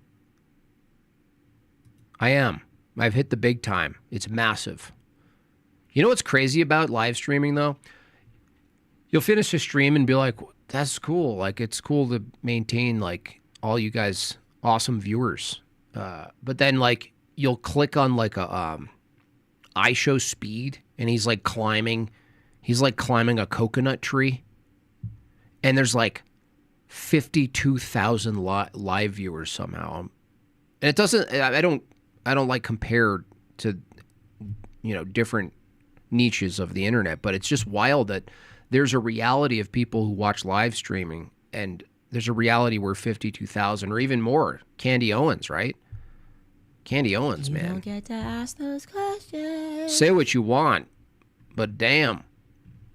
250,000 live viewers. That's crazy. That's not an enjoyable chat, though. That's for sure. What do you think the threshold is, you guys? Like 2,000 or something? 3,000? What is the population threshold in the chat where you no longer get the sense of being in a small town? What is it? Is it 5,000?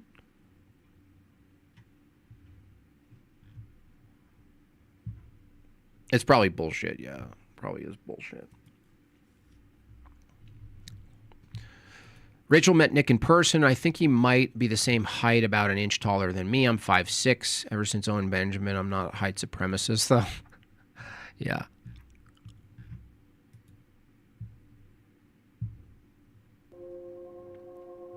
I gotta know more about Abdul Nasser. I'm seriously obsessed now.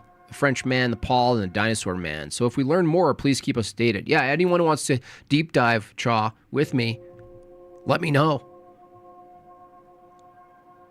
Oh, I forgot. Rachel Wilson? Don't ever want to forget that. For the grift, thank you so much. People like to be entertained. IShowSpeed keeps the seals clapping. He does. I'll give him that. He does a lot. My favorite episode I've seen was when he goes to a small savage tribe in Africa and they do jumping. They're just jumping up and down. So that's pretty cool. 2.1. Okay, that's a good number. 1,000 is good, yeah.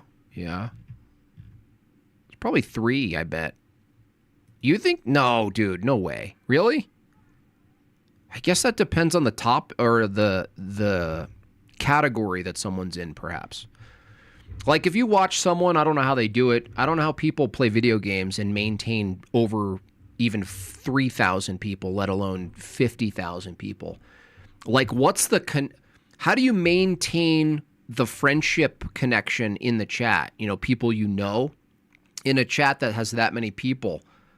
How do you track the fun sort of banter back and forth where you have to track answers, calls, and responses to things? Like, are you just mindlessly speaking into the air, into the void when you watch like Grandpa Gaming or something?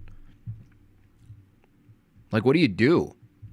Do you not need a response from people? Is it just you're talking to yourself? There's like 2,000 of you in there.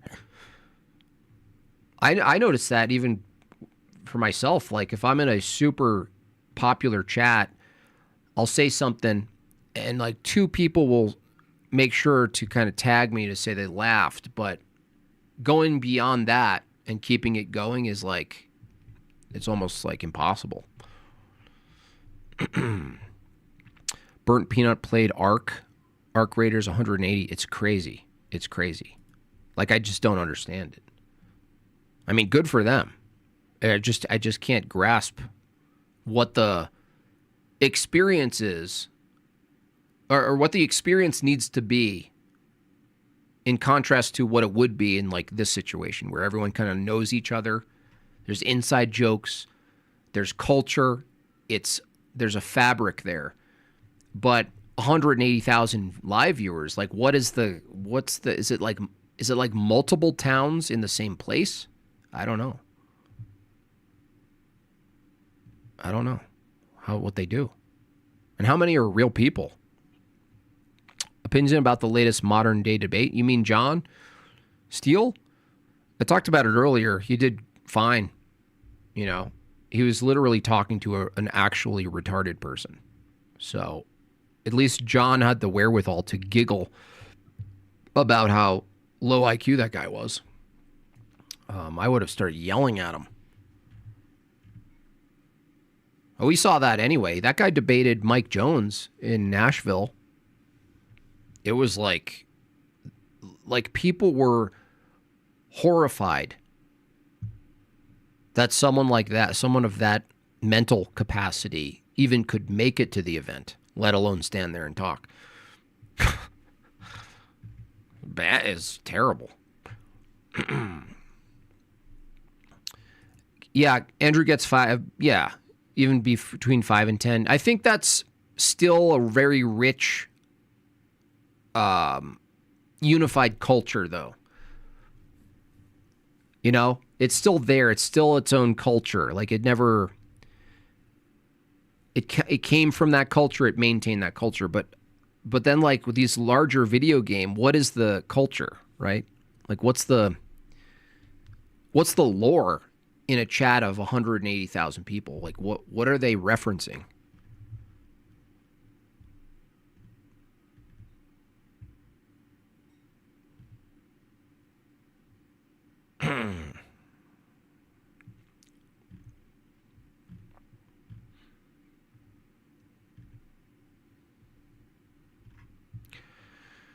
I don't know.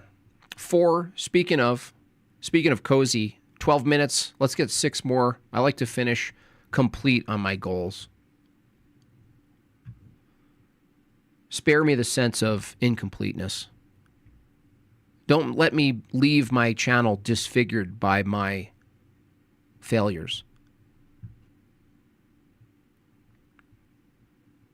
Don't give me the experience of devouring my own feculence, okay?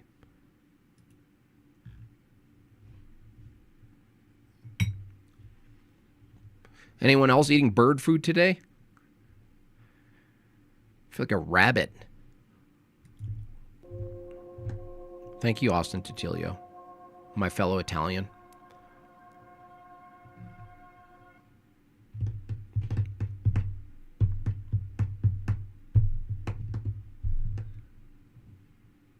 Osman. It is so over. There's no coming back from this one.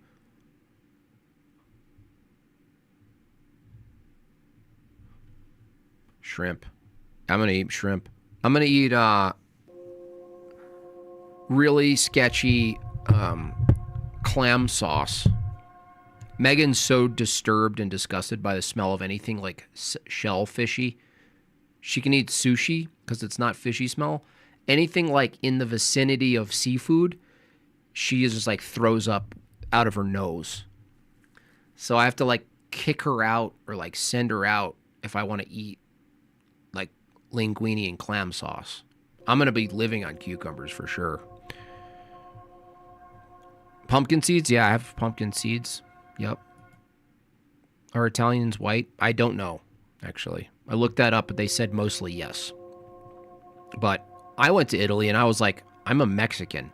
Like, I had Tony's experience. Once you realize you're a Mexican, but with pizza, like you're a Mexican on a Vespa, all the romance of being Italian goes away. You're like, this is just Mexicans who maybe escaped Tunisia. I was sad because I landed and I had this like concept. I had like Godfather and Louis Prima and all of this undergirding cultural sense, right? An essence. And then I just like look and I was just like, it's like I like suddenly like my ancient roots wanted to start a food truck. I was like, what's happening to me? Why do I want to start a food truck? Is God impressed? No, it's not about impressing God. It's about actively, through your own will, lowering yourself and denying yourself the things that you desire. It's a practice. It's not for God. He's not seal clapping, buddy. Why don't you try it? Try it sometime. Similar lobster heads. I'm going to eat a lobster. Screw this. I'm going to go full. All of the seafood I'd never get to eat because Megan's disgusted by it. I'm just going to do all that. Italy was amazing when you went. Yeah, that must have been more than 10 years ago then. Because now you land in the terminal, you think you're in Zimbabwe. You're like, Buenos Aires? And they're all like,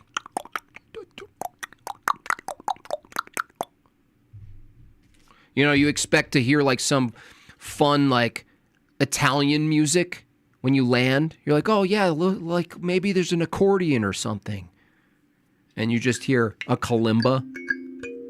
Welcome to Italy, welcome to Rome. We took it over many years ago. Pizza. Spaghetti. So sad. It's also sad. That's a clip. Clip it, ship it. I'm an American Irish mutt. But I've been saying Italians are the Mexicans of Europe for years. Rhetorically Defective told me about your channel. Hey, what's up? Shout out to Rhetorically Defective. Every time I go over there, there's, for some reason, the way that guy talks is easy to listen to. I don't know why. It's not even that he has a good voice. He kind of has my register voice, which is like, it's borderline grating. You know, but there's something about that guy. Like, I don't know what it is. Maybe I don't even want to know what it is. But it's there. I'm kind of jealous people can launch channels and not show their face. I'm a little bit envious of that, honestly. I mean, let's face it. Sometimes it's privacy and sometimes they know they're ugly. I mean, let's just say the facts here.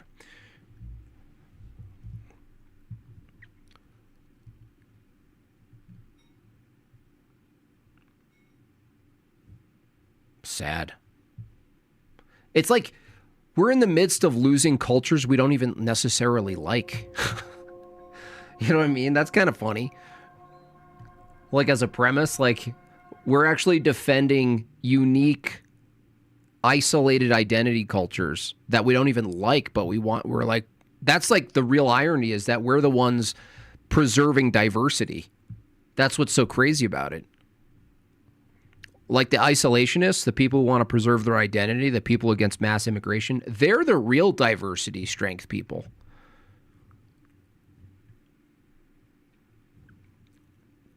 What's up, Anthony? Thank you for that. $5. Hey, JB in chat. Good books, podcast, YouTube. Check out for EO Curious. Going to First Divine Liturgy. I would say make the liturgy your main focus, obviously, Anthony. As far as books, I'm currently in a massive one called Genesis, Creation, and Early Man by Father Seraphim Rose.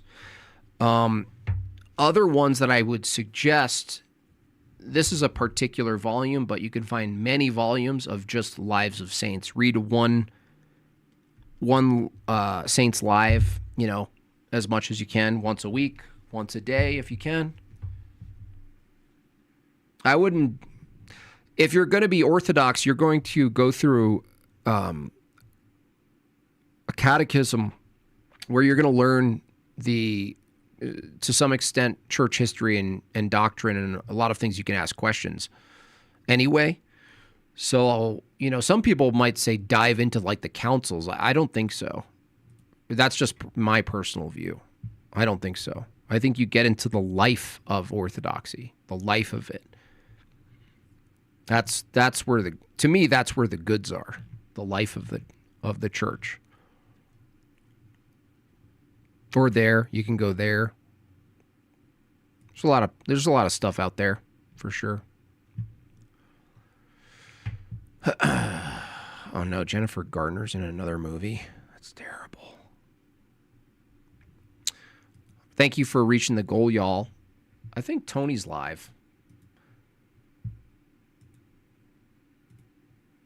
You guys can go over and say hello as a listener. To hello listener, the only hello listener there is. And I'm going to eat the rest of my bird food. And I have a sketch that I'm going to work on. I'm going to do that. More making, less talking.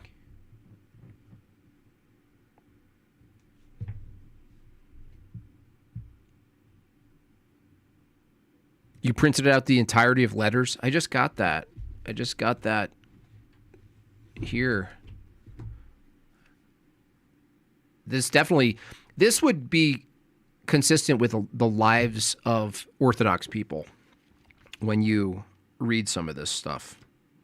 All of the informative, instructive things going on in the early church, people obviously miss that out in the West because we're raised with Protestantism and the rest of the stuff. There is no history of the church. It just kind of fell off a tree. It's like the church fell off a tree. You're like, oh, this is nice. Do they have Starbucks and donuts? Oh, this is quite lovely. is quite lovely. I like this. I like the pastor. Yeah, honestly, if the pastor leaves, I think I'm not going to stay in this church. I just like how he talks. I like how he talks. He's got ripped jeans. He's like a real person. He's got a tattoo sleeve. He's got the big hoop, the wooden dowels in his ear. You know, it's like a real person. I feel like I'm interacting with someone from this era. You know, that's what I love about my church. Those other ones, I feel like I'm walking into, I don't know, the year 300. And it's just something off about that. There's just something off about going to a church that's supposedly Christian, and you walk in and you smell things and you see things that give you this like weird sense of outer worldly timelessness. Like, ugh, please.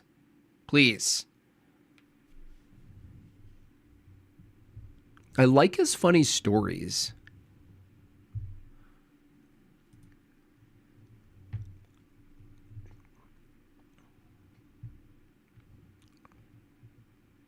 He always tells a joke about the Broncos.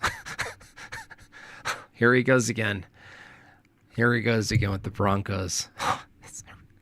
Love that. Oh my gosh, I love that. I gotta make sure to talk to him about that after.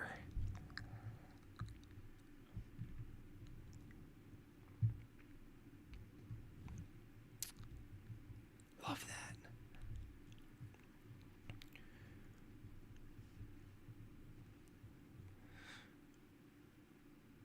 Anywho. I'm glad we discovered dinosaurs today, you guys. So good job on that, right? Good job with that. He's like a rock star. He's like an actual rock star. Hey, Pastor Rick. I wanted to know, did you do stand-up comedy? I knew it.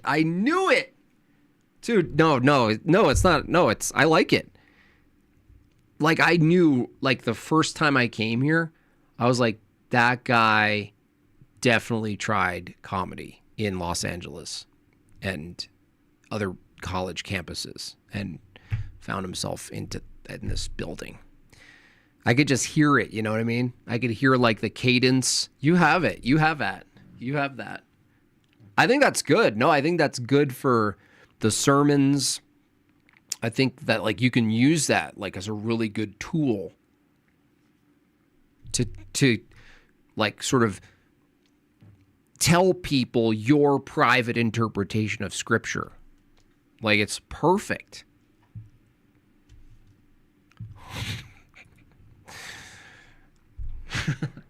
Paul, get Paul. Hey, get Paul. No, it's good. No, it's good. No, don't even change it. Dude, no, seriously, if you change, I'm leaving. Me and my wife, out of here. You change a thing, we're gone. Just remember. Okay, I'll see you later.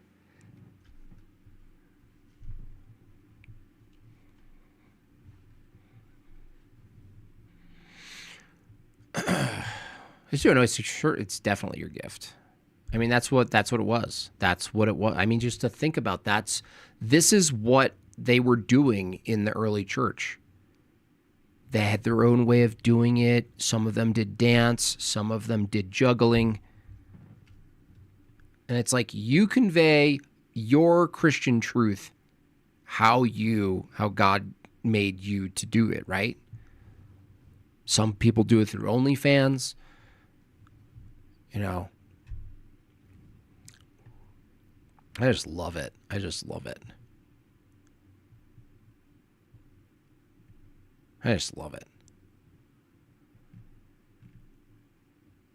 Nobody? What do you mean? Hello, listener is.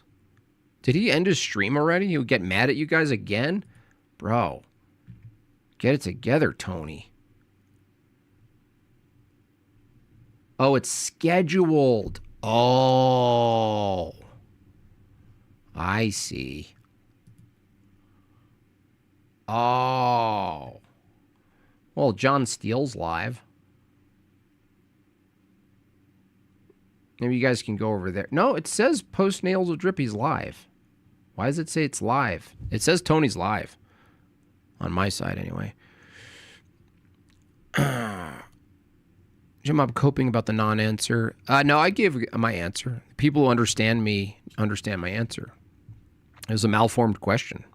So it sounds like you're coping because you're referring to something that happened 2 hours ago and I'm not. I would think that makes you the coper. So cope and seethe. Why don't you bend over and kiss your own white ass? Because that's not the thing. That's not the trait that's going to save the West. Okay?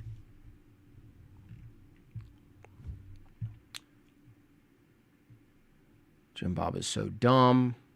Okay. Tony. Yeah, Tony's live.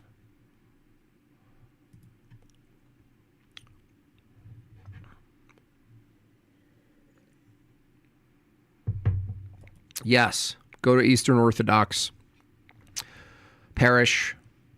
Not Coptic, not Ethiopian. And then, yeah, just go. That's how you do it. Honestly, you'll skip a lot of like pain and agony doing philosophy to try to think your way in to the door. If you can make it in through the door without any sort of like trying to reason it through, do it.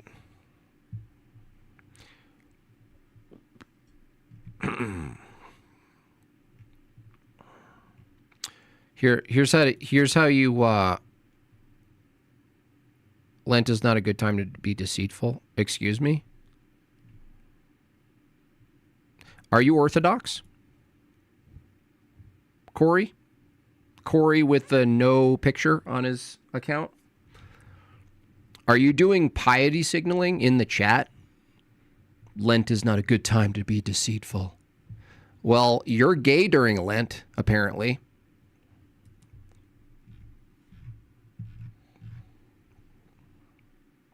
That must have really hurt, huh?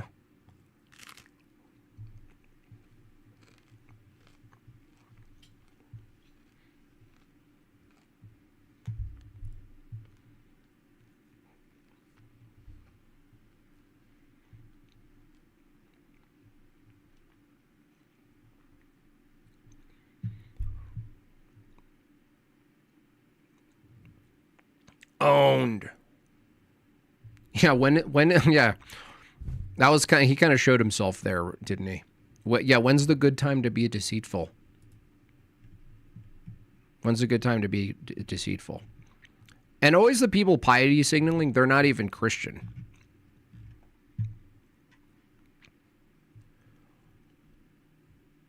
They're not even Christian. All right. Off you go. Beautiful people.